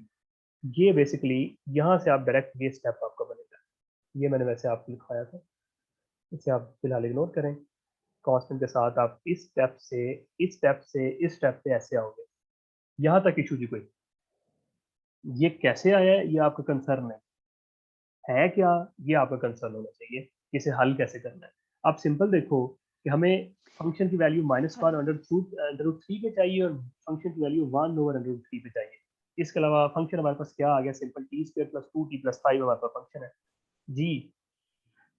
सर ये -1/√3 और ये फॉर्मूले वाला है, या ये कौन से है ये ये वैल्यू? फार्मूला है, यही तो गॉस इंटीग्रेशन 2 पॉइंट फार्मूला है, ये जो आपके सामने लिखा हुआ है ये वाला। अब इसकी सारी फील्डिंग हम सेट कर रहे थे पीछे। सिंपल हम ये फंक्शन ना ये फंक्शन t की फॉर्म में है, हमने x को t की फॉर्म में कन्वर्ट कर दिया यहाँ तक, और ये वैल्यूड हुआ है -1 to 1 लिमिट पे। तो हम पीछे सिर्फ इसको इस्तेमाल करने के काबिल बना रहे थे अपने गिवन फंक्शन को, तो वो हमने गिवन फंक्शन को इस फॉर्म में ले आए हम। अब हम इस पे डायरेक्ट ये लगा, हम एक्स पे ये नहीं लगा सकते थे, हमने ये टी पे लगाना था, इसलिए हम सारा कुछ टी को टी की फॉर्म में लाने के लिए कर रहे हैं। ठीक है जी। अब सिंपल फंक्शन आपके पास पड़ा हुआ है, फंक्शन अंदर वाली वैल्यू होगी ये वाली। अब ये टू फंक्शन से मल्टीप्लाई नहीं कराना, वो टू एज सच में बाहर ले आए इधर। अब देखो सिंपल। सर ये कंफ्यूजिंग है जी जी। ये वैल्यूज मतलब ये फॉर्मूला है या ये इस क्वेश्चन से हमने डिराइव किया है? नहीं, इस क्वेश्चन से नहीं किया है ये। आप ये लिख रही हो आए जो है फंक्शन -1/3 प्लस फंक्शन 1/3, ये आपका गॉस 2 पॉइंट इंटीग्रेशन फार्मूला है ये वाला। जी ठीक है। अब ये फंक्शन कौन सा है? ये फंक्शन ये पीछे वाला है। हमने गिवन फंक्शन को इस फॉर्म में लेके आए हैं ये फार्मूला इस्तेमाल करने के लिए। ओके हाँ ठीक ठीक है। इसकी डेरिवेशन है कुछ 4 सफ़ों की, तो वो अल्लाह करे हमें ना जरूरत पड़े, तो क्योंकि फिर आपने कहना ये हम सब मैथ की वैसे ही छोड़ देते हैं। तो हमें सिर्फ इन दोनों का पता होना चाहिए। एक फंक्शन, मैं दोबारा थोड़ा सा रिवाइज कराता हूँ, एक फंक्शन आपको एक्स की फॉर्म में गिवन होगा, आपको ये पता है कि मैंने ये मेरा फार्मूला जो मैंने इस्तेमाल करना है, लेकिन आपको ये दूसरा ज़हन में होना चाहिए कि ये फार्मूला तब इस्तेमाल होगा जब आपका फंक्शन एक्स नहीं टी की फॉर्म में आ जाए और लिमिट उसकी -1 to 1 हो। बस इतना काम था। अब आपने क्या करना है, ये टू ऐसा मैंने वापस ब्रैकेट के बाहर लिख दिया, ये जो अंदर वाला पूरा फंक्शन है ये समझिए कि ये चीज़ है, तो इससे मैंने एवेल्युएट कर लेता हूँ अभी।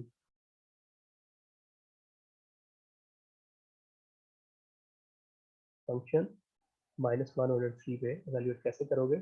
फंक्शन आपका क्या है, 1/t² है प्लस 2t है प्लस 5 है। तो क्या करेंगे आप लोग इधर 1/-1/√3 का स्क्वायर लिया आपने, प्लस 2 -1/√3 और प्लस आपका 5 था, ये आपका ये निकल आएगा। इसी तरीके से आप दूसरा निकालो 1/√3, तो ये इसी फंक्शन में ये वैल्यू पुट कर दो।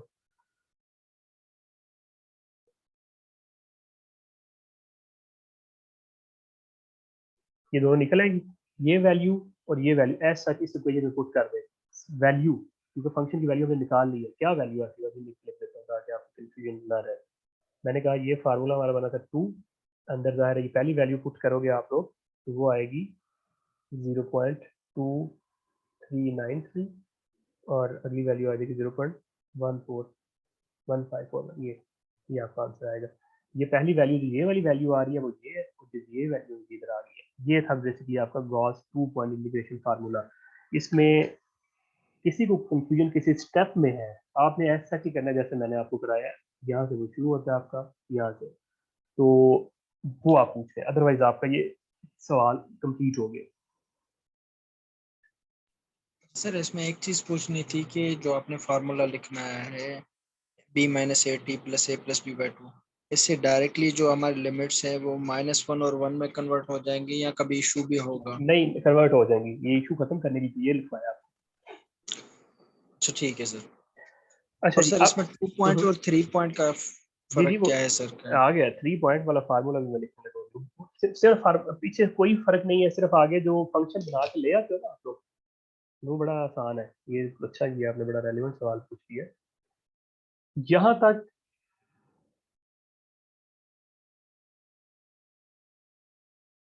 स्टूडेंट्स, यहाँ तक आपको कोई पता नहीं है, अज्यूम कर लेते हैं कि यहाँ तक आपको नहीं पता कि आपने 2 पॉइंट लगाना है या 3 पॉइंट लगाना है। यहाँ तक आगे आगे हमने अगर 2 पॉइंट लगाना था तो ये कर लिया ये वाला काम। अगर 3 पॉइंट फार्मूला इधर ही लगाना हो तो क्या करेंगे वो अभी आपको नीचे, उसका कोई अलग से प्रोसीजर नहीं है, सेम प्रोसीजर है। 3 पॉइंट फार्मूला जो है वो है आपका 1/9 5 फंक्शन -3/√5 प्लस 8 फंक्शन 0 पे और 5 फंक्शन की वैल्यू। ये मैं आपको कंप्लीट एक सॉल्व क्वेश्चन भेज भी दूंगा इसका, तो आपको चलिए हो जाए। ये है। अब 2 पॉइंट पे हमने क्या किया था, जरा एक दफा देखें बस। 2 पॉइंट का फार्मूला था ये, फंक्शन -1 और 3 1 पे, और 3 पॉइंट का सिंपल फार्मूला ये है, ये जो हमने लिखा है। सिंपल फंक्शन को इससे पहले वैल्यूज कर लो, इस पे और इस पे अंदर वैल्यू पुट कर दो तो आपका आंसर निकल आएगा, बस। और कोई इस पे कहानी नहीं है। एक्सक्यूज मी सर, जी जी सर ये पेपर में मेंशन होगा कि हमें 3 पॉइंट से करना है फिर 2 पॉइंट से? जी, अभी एक दफा आया उसमें से लिखा हुआ था 2 पॉइंट्स में कर सवाल। अगर नहीं लिखा था तो आप 2 जी पॉइंट से कर दें, वैसे ही बस सिंपल, आसान, छोटे, जल्दी हो जाएगा। Okay sir. जी जी, और किसी स्टूडेंट का इससे रिलेटेड सवाल है? आज जो मैंने आपको कराना था वो आपके सारे 5 मेथड आपके कंप्लीट हो चुके हैं। कल आपकी क्लास होगी नॉन लीनियर से, मैंने 5 मेथड कराने हैं आपको। आज अभी मैं क्या करूँगा, ये लेक्चर जिसमें मैंने आपको करवाया है, जो जिसमें लिख के आपको बता रहा था, वो मैं आपको फाइल शेयर करता हूँ ताकि आप अगर किसी ने सही नोट नहीं किया तो फिर वो मसला ना हो।